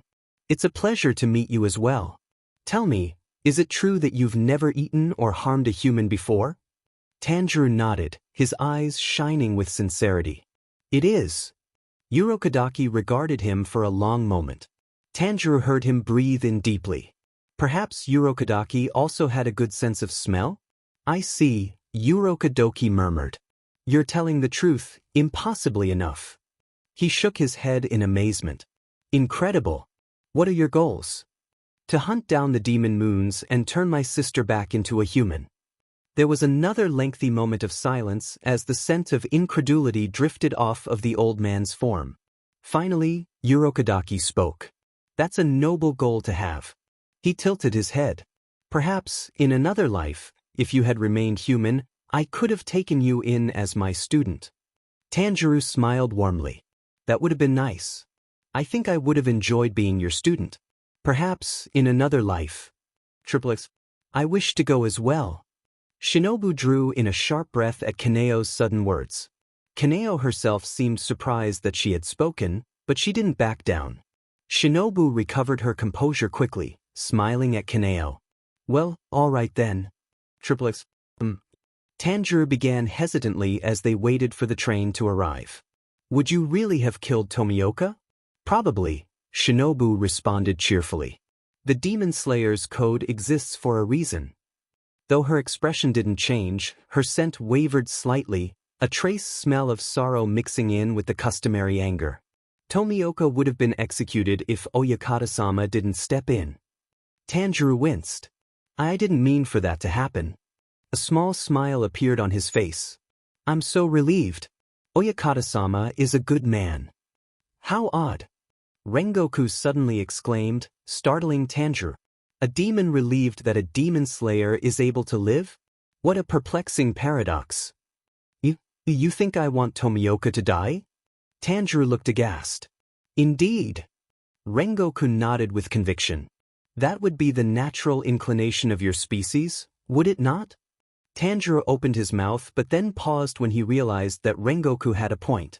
He looked down, his hands balling into fists by his sides.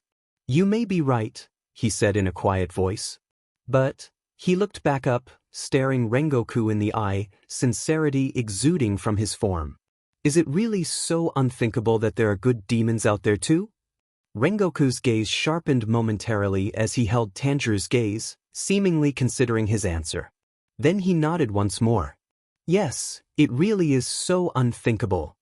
Tanjirou deflated, glancing away. Oh, he mumbled dejectedly. I see. The pillars tensed up as Nezuko stirred before stepping closer to Tanjirou, slipping her hand into his. Tanjirou smiled at her, grateful for the show of support. Anyway, Tanjirou tried to change the subject of the conversation. What are we waiting for? Shinobu blinked. The train, she answered. Yes, but what exactly is a train? A loud whistle filled the air. Shinobu turned and pointed. It's that. Tanjirou turned around and promptly jumped back, his eyes widening in shock. A large black train was rapidly approaching in the distance. And magic! Tanjirou gasped. Is it a dragon? Or perhaps the mystical guardian of these lands? Shinobu laughed lightly. It's a vehicle for transportation, she corrected. It's entirely mechanical, no magic is involved. Really? Tanjirou said disbelievingly. How does something that huge manage to move? It runs on steam, Shinobu replied. Tanjirou stared at her. Steam, he echoed doubtfully. Are you sure it isn't some guardian spirit? Shinobu smiled amusedly. Yes, I'm sure. The train screeched to a halt in front of them and passengers began disembarking, stumbling off with heavy bags under their eyes. Hey, kid! Rengoku, Tanjirou, Shinobu, Nezuko, and Kaneo all looked over to see two train security guards running at them. Is that a sword? One of them shouted disbelievingly. Kid, explain yourself now before we call the police. Tanjirou blinked before glancing down at his sheathed Nichiren blade. Oh, this? He asked confusedly. This is for killing duh. It's a toy sword, Shinobu interrupted, stepping forward. Sorry about my nephew, he really likes samurai. Don't worry, it's not real. And she smiled pleasantly at them. The security guards both blushed heavily. That's all right then, the one who had shouted said before asking shyly, you're really pretty. Do you want to go out sometime? Dude, the other guard hissed, elbowing him harshly while eyeing Rengoku nervously, who was smiling brightly while watching the proceedings. Her boyfriend is right there. The first guard's eyes widened before he bowed deeply. I'm sorry. It's quite all right, Shinobu waved him off, her eyes dancing with amusement. Now, I believe we should board the train now. Have a nice night you two and stay safe. Why yes. You didn't correct them when they called me your boyfriend, Rengoku noted as they made their way on board. Why is that? Shinobu hummed. It wouldn't have been worth the trouble. Yes, but wouldn't Tomioka be offended? There was a moment of silence as Shinobu stopped abruptly. And what, pray tell, Shinobu smiled sweetly, a smile that screamed danger and sent shivers down Tanjirou's spine. Does Tomioka have to do with this? Rengoku paused before showcasing the superb self-preservation skills of a pillar. I take it back, he declared. Please. Disregard everything I just said. Better. As they went deeper inside the cabins to get to their seats, Tanjirou stopped for a second to help an old man put his luggage in the overhead compartment. Rengoku's brow furrowed slightly at that. By the way, you need to hide that when you venture out, Shinobu said, gesturing at Tanjirou's Nichiren blade. Swords are outlawed in the Meiji era. Tanjirou frowned. But all of you are. He trailed off slowly when he realized that Rengoku had his sword concealed within his haori and Shinobu and Kaneo had their blades in thin cloth bags. Oh, he finished lamely, flushing with embarrassment. I'm surprised you weren't stopped before, Shinobu remarked. You must have been very lucky. She paused as she looked at the overhead number. These are our seats. She and Rengoku placed their respective boxes that Kagaya had ordered into the overhead compartment. There was a brief pause as the two pillars then turned to stare at Tanjirou and Nezuko. What? Tanjiro asked nervously. We're trying to decide our seating arrangements, Rengoku answered exuberantly. Kochu, I do not believe it is wise to let them sit together. Shinobu nodded after a moment. Very well. Nezuko shifted closer to Tanjiro, clutching his checkered haori.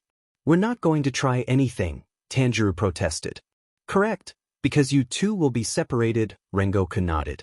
I'm glad you understand. But, Tanjiro sighed heavily. Sorry, Nezuko.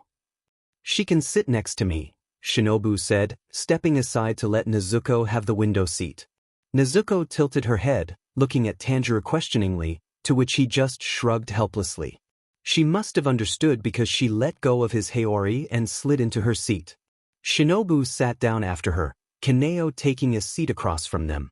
Meanwhile, Tanjiro and Rengoku sat on the other side of the aisle, the flame pillars sitting with perfect posture. With a loud whistle, the train began moving once more, Tanjiro tensing up for an instant before relaxing. He looked out the window as the train picked up speed. The landscape blurred around them. Amazing! He breathed before turning back and catching sight of Kaneo staring intently at him. When their eyes met, She quickly averted her gaze, looking away.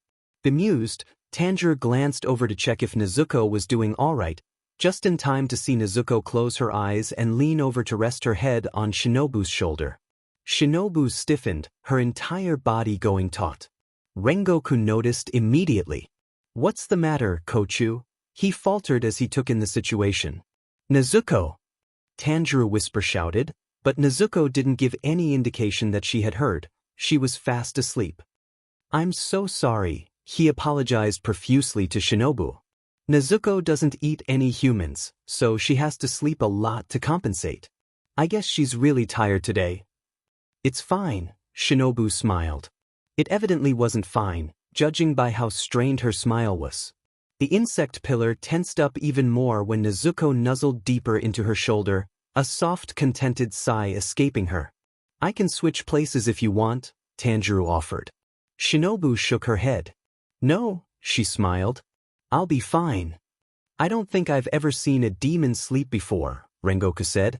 "Since Nezuko and I don't eat humans, we recover our energy by sleeping," Tanjiro explained. Rengoku nodded. I see. They fell into a silence for several minutes, Tanjiro returning to staring at the scenery out the window. The silence was broken when a train attendant walked up to them. "Hello," she smiled. "Would you like to order a bento for dinner?" Shinobu nodded. "I'll have 2, please. Beef or pork?" "Beef for me and—" Shinobu paused, glancing at Kaneo. Kaneo merely smiled back at her. Shinobu sighed. "2 beefs, actually." "Thank you for your order." The train attendant turned to Rengoku and Tanjiro. "And what about you 2 gentlemen?" "I shall have 10 bentos, 5 beef and 5 pork, please," Rengoku said with a large smile. The attendant blinked. "Pardon?" "I said I shall have 10 bentos, 5 beef and 5 pork, please," Rengoku repeated. "Could you pay up front for that?" Rengoku nodded, taking out a wallet. "How much will it be?" Only after the attendant had the money in her hands did she smile. "Thank you for your order, sir." "And what about you?" she asked, directing her gaze at Tanjiro. Tanjiro shook his head. "Nothing for me. Thank you, though." The train attendant left and swiftly returned with their orders, having to make multiple trips due to how many bentos Rengoku had bought. "Itadakimasu," the demon slayers muttered before digging in. Tanjiro stared forlornly at Rengoku's meal for a moment before letting out a silent sigh. As a demon, he was unable to eat normal human food. It all tasted like ash to him. "Delicious," Rengoku uttered, startling Tanjiro out of his thoughts. "Delicious." Another bite. "Delicious." Another bite. "Delicious." Right. So apparently, the flame pillar was extremely eccentric. "So tell me, Tanjiro," Shinobu began after she finished her meal, "how did you and Tomioka meet?" "I was burying my family," Tanjiro recalled. "Tomioka thought that I killed them, so he attacked me. He easily defeated me and I should have died, but for some reason, he spared me." "Do you know why?" Tanjiro shrugged. "I don't know. He just stopped in the middle of this sword strike." Shinobu sighed. "Of course he did." She tilted her head. "Also, during the pillar meeting, you mentioned that your goal was to turn Nezuko back into a human. What about yourself? Do you not desire to turn yourself back into a human as well?" "I do," Tanjiro confirmed. "But Nezuko comes first no matter what. Me becoming a human again is secondary in priority." Shinobu hummed. "You must love your sister very much." Tanjiro nodded. "She's the only family I have left." Shinobu's gaze softened. "I understand," she murmured. "One more thing." Back on Mount Natagumo, her purple eyes pierced into his pink ones. "Why did you save Kaneo?" Kaneo straightened imperceptibly in her seat as her eyes flickered over to look at Tanjiro, awaiting his answer. "Because I didn't want her to die," he replied. "Why?" Shinobu pressed. Tanjiro scrunched up his eyebrows, confused. "Do I need a reason to not want someone to die?" Shinobu blinked, taken aback. "A person's life is precious," Tanjiro continued. "To take it away," his eyes narrowed as memories of his family's bloody and broken bodies flashed across his mind. "It's something truly unforgivable." Rengoku laughed. Spiritedly. Well said. You may be a demon, but your ideals are certainly noble. I approve. Shinobu regarded Tanjirou with an indecipherable gaze. He met her gaze, his pink eyes sincere and unyielding. I see, she finally murmured. Hey, I never did thank you for saving Kaneo, did I? She smiled brilliantly at Tanjirou, and it seemed a shade more genuine than before. Thank you. Tanjirou's eyes widened before he blushed slightly. It's what anyone would have done. Not any demon, she said simply. Throughout all this, Kaneo was just quietly watching Tanjirou. They settled in a more comfortable silence than before as the train rumbled along. A ticket conductor approached them, his movements slow and lethargic. Your tickets, please, he mumbled. They each handed the conductor their tickets, Shinobu having to rouse Nezuko, and the conductor punched holes into them. And thus, the nightmare began.